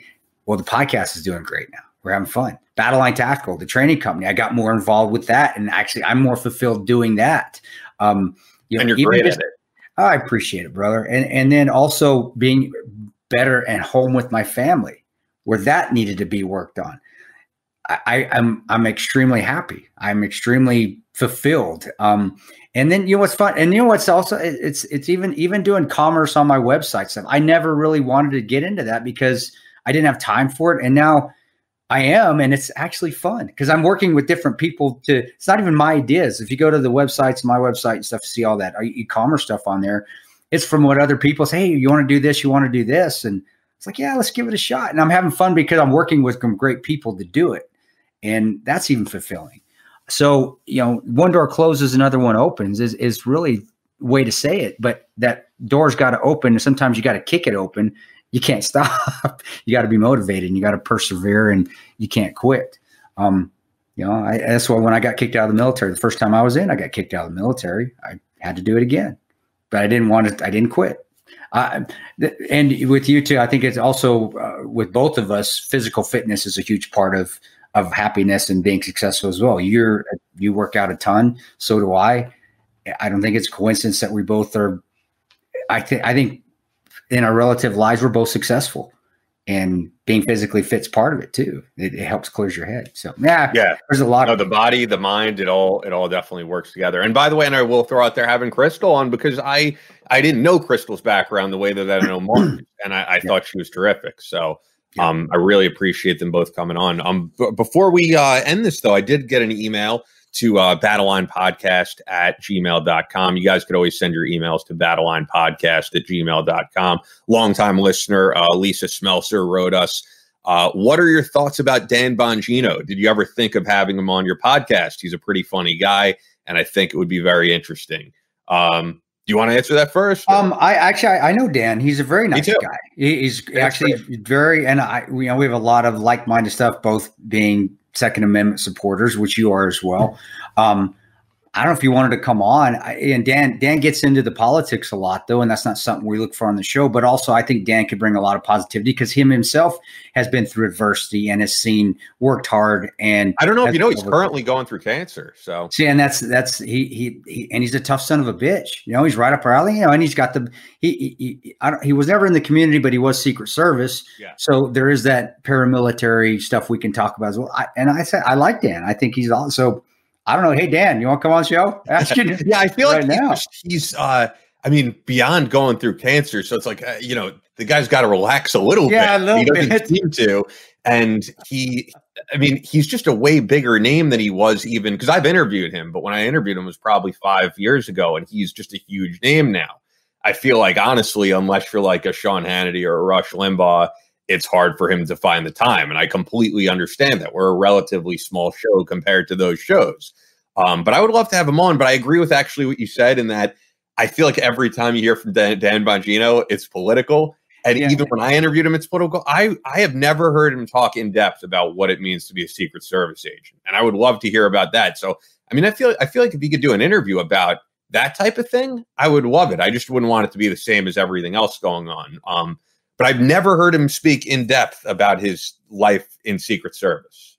See, and that would be nice to have. Even when we had Alex Jones on, we still got to talk about how he came up, what he did, and things. And but you're right, bro. I think that's probably why we have never thought of his name, is because whenever we do, and I've been on his shows at the NRA convention when he runs. He does a big one with him and gosh, he's a great guy as well. He's actually on news. He's on Newsmax. Garrett, Greg Kelly, no, Stinchfield. Okay, I don't know him. So he has one at night, but he used to run NRA TV. Another great interviewer. But Dan, to me, would be, again, because I'm same as you. We see political, and that's not what we want to get into. We don't want to get into politics. We don't want to. Honestly, my adage now is politicians shouldn't be seen or heard. They just need to be, because we've turned them into celebrities. And we need to get back in the office. And that's where, but if Dan would be willing to come on the show and talk about Secret Service and how he got on and how he's worked his way up. And now, if he'd be willing, once he's healed up, once he beats cancer, which he will. He will. Yep, he will. I'd love to have him on, because he is a tremendously motivational figure. And you can tell by his energy that he works his ass off, and he has that drive to become successful in whatever he touches. And he has been. But yeah, I just don't want to get into politics. You and I are the same way. It's just no. Yeah, but he's really indicative of how with a podcast you could build this giant audience. Because Dan Bongino probably 5 years ago, he was a name, but he wasn't like a massive name. Right now he is. He's one of the biggest podcasts out there. So the question would just be if he'd want to come on. Yeah. If he does, I'd of course have him on. But like I said, I think it'd just be, I'd want to do something different with him. And we did that with everybody. I mean, really, when we had even like Graham Allen on, we talked about different things in his life, or everybody kind of got into it. He tried. We just got to get him back in. We're like, hey, dude, we're diverting you here. Go left. It's not right. Yeah, it was actually at the very end, I think. But no, I mean, everybody we've had on, there's been a different interview, I think. But I will say, these past few shows, I mean, in radio, they always say like, oh, every show can't be a home run. These past few shows, the ones with you especially, I think honestly, all have been home runs. Bro, you guys feel the same way. Yeah, they've been great. I've had fun, and whenever we have fun, I can tell at the end of the show if it's great or just good. I don't think we've had a bad one, but maybe we have. If we have, sorry, guys. We've had maybe 2 episodes that I'm like, that when they ended, I was like, it was okay, I guess. I didn't hate it, you know. There you go. There you go. We've had a couple. I like that. That's better. Early on though. I think they were all early on. Like, there's none recently I could think of that I disliked. No, I agree, and I've had fun, and the guests have been tremendous, and as long as we keep getting good guests, because the guests drive the show. I mean, I do overtalk some of them, but I've gotten better, guys. I had to break your balls when I asked I love that question. And I'm like, more to answer. You haven't done that in a while, too. And listeners love that. And I love that, because it's like, oh, God, you got me. All right, Zing got me. Yeah, we haven't had one of those in a while. So it was good to get one in again. Brother, I never, you know me. I like that shit, because that's fun. And you're right. You're like, oh, call me out, because I'll call you out if something like that happens. But that's what makes the show fun and different, and nobody gets butthurt over it. And hey, we move on, and everybody laughs. And I think it resonates with the guests too. So, and you guys out there, I think everybody's been great as far as listeners and supporting us. And no, bro, I'm having a blast, and I'm glad we have the sponsors that we have. I'm glad we have different sponsors. I love that. It's not just one genre; it's all over the place, and that says a lot for I think for how you set the show up and the guests you get on. Because I have nothing to do with that. I just send him names, and he books them. But I try to make it half and half. Yeah, you do. You know, people I know, and then people neither of us know that turn out. Like last week, I didn't know either of those guys, and they turned out to be great. So Jeff's awesome. I loved you. No, in the summer. What's the summer? I remember forgetting his name. His partner. Shit. You know what's funny? I have all the books in front of me. Help me out, man. I'm sorry. It's Andrews and Wilson, but because Andrews and Wilson is their writing team. It's too many names to remember. I know, but it was Brian Andrews and Jeffrey Wilson. Yeah. Brian, I loved his take on his meeting with his commander to get on the sub. That was it reminded me of me when Ranger School, when I was finishing up Ranger School, and they bring you in at the end of Ranger School at the last phase, your last patrol, and you don't know if you've graduated yet. So you've gone through the whole thing, and they could kick you back to day one. And I remember mine was at 2 a.m. I wrote about it in the Ranger Way, actually. I think I did. Yeah, I did. But it's like your holy shit, did I make it? Because you just had a swamp phase. And I was 130 pounds at that point. I mean, it's just emaciated. I was a mess. And I remember he looked at me and he had my folder and he looked at me, and it was the RI instructor for my last patrol. And he basically berated me. He was like, yes. I was like, fuck, I failed. I'm like, shit, fuck. Okay, I'm going back to day one. This sucks. But then I remember he looked at me and he goes, welcome to the Brotherhood. And he threw my packet down. And I go, I made it. And it was like 3 a.m. It was 3 a.m. because we had to do we just got off their 12-mile road march. We'd finished. We got showered. So we had to wait our turns to get in. Everybody gets it done at once. And it was one of the happiest moments in my life. When I wrote about in the Ranger Way, actually I started to cry because it was like so emotional. Because that finishing Ranger School and finishing it, how he did it that way was so awesome. It was like, hey man, I have you. He goes, the patrol, you messed up here. You did good here. You messed up here. You messed up here. You did good here. But bottom line is I would have you in my squad. And I looked at him and I go, so how'd I do? And he's like shaking his head and he's looking down, and then he looks up, smiles, and he goes, welcome to Brother. And I'm like, so I got it. I got my tab. He says, yeah, I got my tab. And one of the happiest moments in my life. I really was. I know it sounds simple just for a little. No, it doesn't. Not at all, man. I mean, it's what you worked that whole time for. Yeah. Yeah. And that's what it reminds me. And that's what these interviews remind me of. The ones we've had towards the end, it's just people that work hard to accomplish what they have to accomplish through all their shit. But then when they're told, hey, you made it, like, oh my gosh, it was worth it. All that suck was worth it. My pain, my fingers, my freezing, it was all worth it. And yeah. And the funny thing is that I was battling Crohn's disease that whole time I was in Ranger School. I didn't even know I had it. And I was like, man, yeah, glad ignorance is bliss. And so, but yeah, bro, it's a good interview, man. I really appreciate it. I think the stuff's been going great, really great. Yeah. And we get feedback back from some authors, and I'm just saying this because they've said it. They kind of expressed it during their interview, but like the last two guys we had on emailed us back, and they're like, this was the best interview we've ever done. And then other people, and it means a lot to me. Yeah. I'm not saying it to brag. It's honestly more just like, that's great. If they really love doing the interview. And I think it's just because we have like a chill, laid back vibe. We're not trying to, get any, exclusive out of people. We're just trying to have normal conversations the same way we would if we ran into those guys at SHOT Show or something. Or at the bar or wherever else, or the gym or the fitness, and that says a lot for the guests because they're willing to open up and talk about stuff they may not talk on other shows. So for you guys that have been on the show that have done that, thank you. I mean, what can we say? We're blessed that you're willing to do that with us. It's your face though, dude. I know it's your baby face. It's very And I smile all the time. So my goofy smile, they're like, oh, these guys are harmless. Yeah, tell them whatever. So yeah, that's probably true because people probably see the pictures of you, like the more intimidating pictures of you with like the AR, and they're like, oh, this guy's going to be, I don't know, like Chris Kyle or something. Because Chris Kyle he seemed like a fun guy too. So I don't even know the analogy to make, because like Dale Comstock has these, pretty intimidating photos up, but you talk to the guy and he's a very fun, loving guy. So I don't even know who I'd be thinking of. That never cracks a smile. It's the facade of what an operator should be. And we can be like that when it's necessary. But the other 80% of the time, we're just jackasses. I mean, look at all the Rangers that you do know. Jack, Luke, Marty, Leo. Holy crap. Yeah, we're goofy as hell. Every one of us has our own goofiness in a certain way. But when it's time to get the job done, then we can go to the stoic, yeah, I'm going to kick in your door and I'm going to shoot everybody in your house. I sort of Army Ranger mentality. That's a Ranger mentality. Yeah. But I'm breaking in your door and I'm shooting everybody in your house because the mission's requiring of it. But that's the mission. And when we're not on it, no. It's, hey, man, we're good. Let's go surf. Let's go ride across the country in a buggy and stink in our VW bug. In our bug. Let's go to Disney World and hug Mickey. I mean, that's my mentality. We're doing soon, right? Yeah, a couple weeks we'll be going to Disney World. I love Mickey Mouse. I love Disney.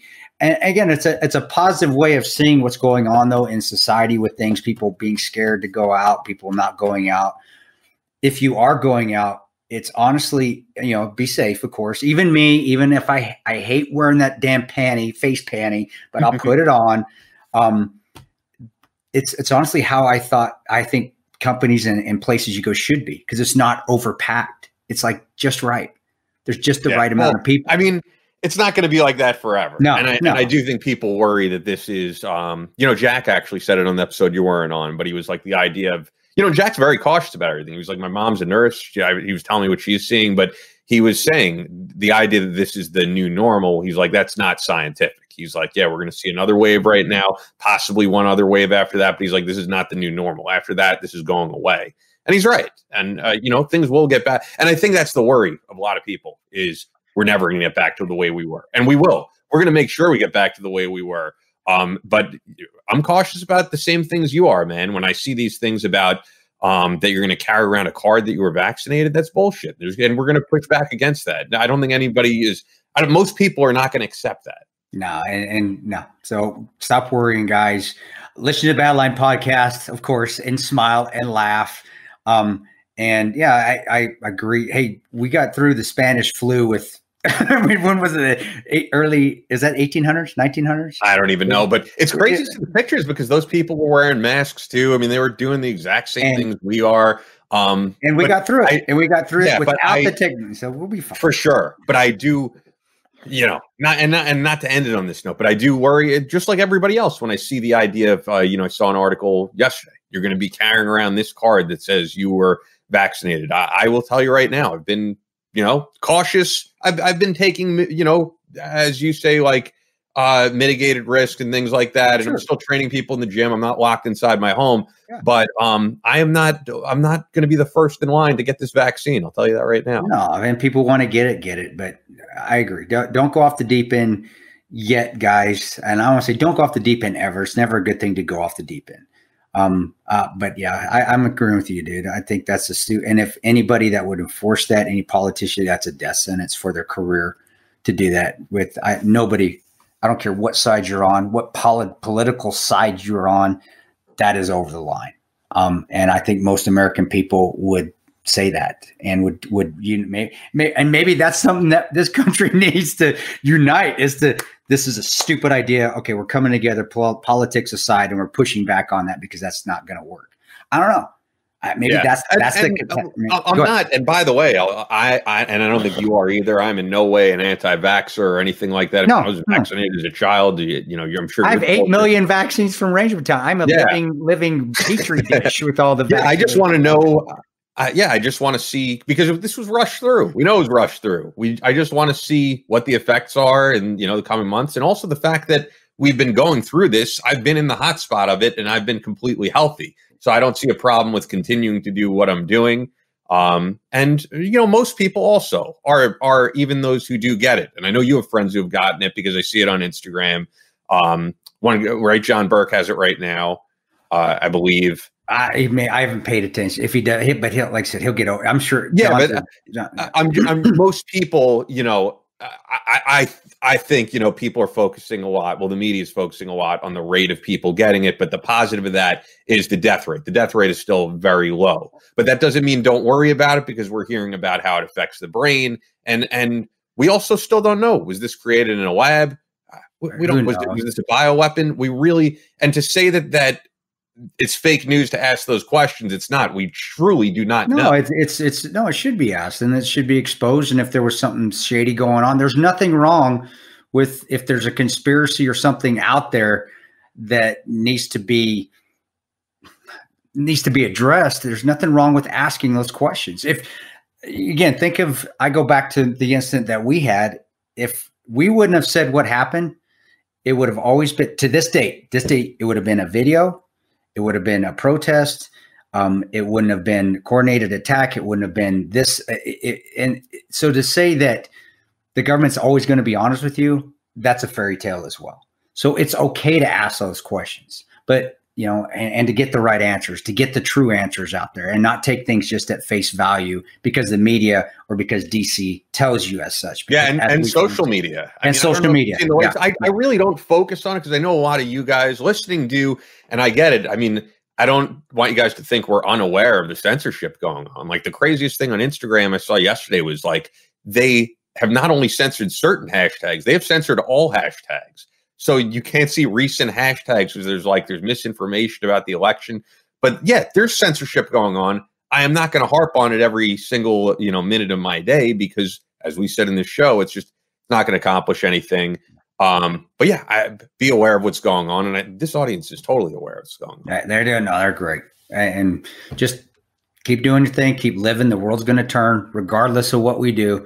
So enjoy the time on this earth, not being miserable, not freaking worried about which news source is the accurate one, because they're both not. They're both. Enjoy your family, and like our guest that we had on just said, hey man, this is opportunity to reset. This is opportunity to get better. So get better. Sitting in front of your TV and saying which side is right and wrong is not the opportunity. Is not getting better. It's just putting you down and demoralizing you. And I give my examples over and over about me trying to commit suicide because I want y'all to learn from my mistakes of immersing myself in media and how that can just demoralize the hell out of you and turn your life upside down. It's not a good, healthy place to be. So I just learn from my mistakes and listen to Battleline podcast. Because we're not.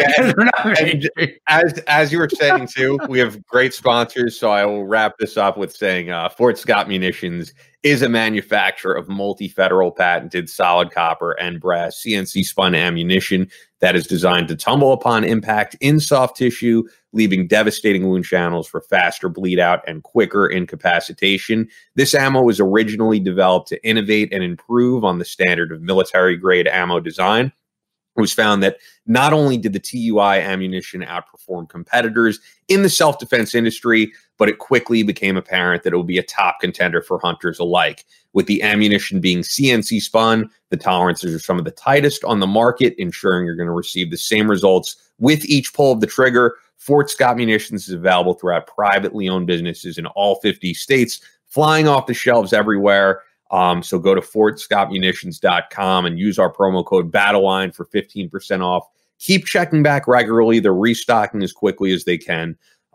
Just use that promo code Battleline when you go there. Fort Scott Munitions is a proud supporter of Chris Peranto, Battleline Tactical, and the Battleline podcast. I can't believe this is our first December episode. The year is coming to an end pretty soon, and everybody is posting their Spotify wrap-ups and everything. We have more listeners actually on Apple Podcasts, but I mean, I'm very happy with the numbers. Everything is growing pretty much every month. We're getting new people listening on board, and it's thanks to you guys. Yeah, thanks, guys. And I think I got one more next week. I'm not going next week. I'm on next week. No, next week we actually have our first Canadian special operation. Oh, that's right.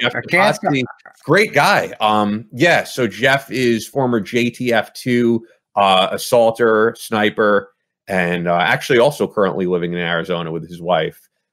Just all around great dude. You know what's funny? Actually, I will say when we were talking about special operations guys being like very serious, I've hung out with him or met him in studio. He's very serious. I feel like a lot of Canadians are very like matter of fact.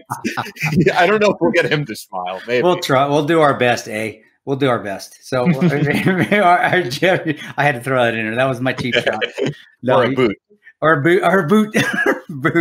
We'll talk about Strange Brew and how Rick Moranis ruled the world with Strange. That was the best movie of that time, man. I loved that movie. That always, when I ever think of Canadians, that's what I think, and I bet they probably hate it. Like, son of a bitch, it's not like that. But yeah, guys, appreciate it. Next week will be great. And to Mark and Dr. I said Crystal, but Dr. Hansen. Yeah, thanks for coming on the show. Tremendous and great group. And yeah, they are. You're feeling down in the dumps. They got plenty of books for you guys to choose from to pick you up and put you on the right path. And I recommend it. Or read the Patriots Creed or the Ranger Way. They help too. Yes. Yeah, throw in your own plug. That's right. I know they do. Actually, the Patriots Creed was kind of not. I didn't copy Mark, but that's why I wanted to do stories about different guys and not their combat. It's how they overcame it in the civilian world. So it could relate to those that weren't in the military. So Mark, I didn't copy your book, but kind of followed that model a little bit, just using military personnel, not just normal, just not non-military personnel.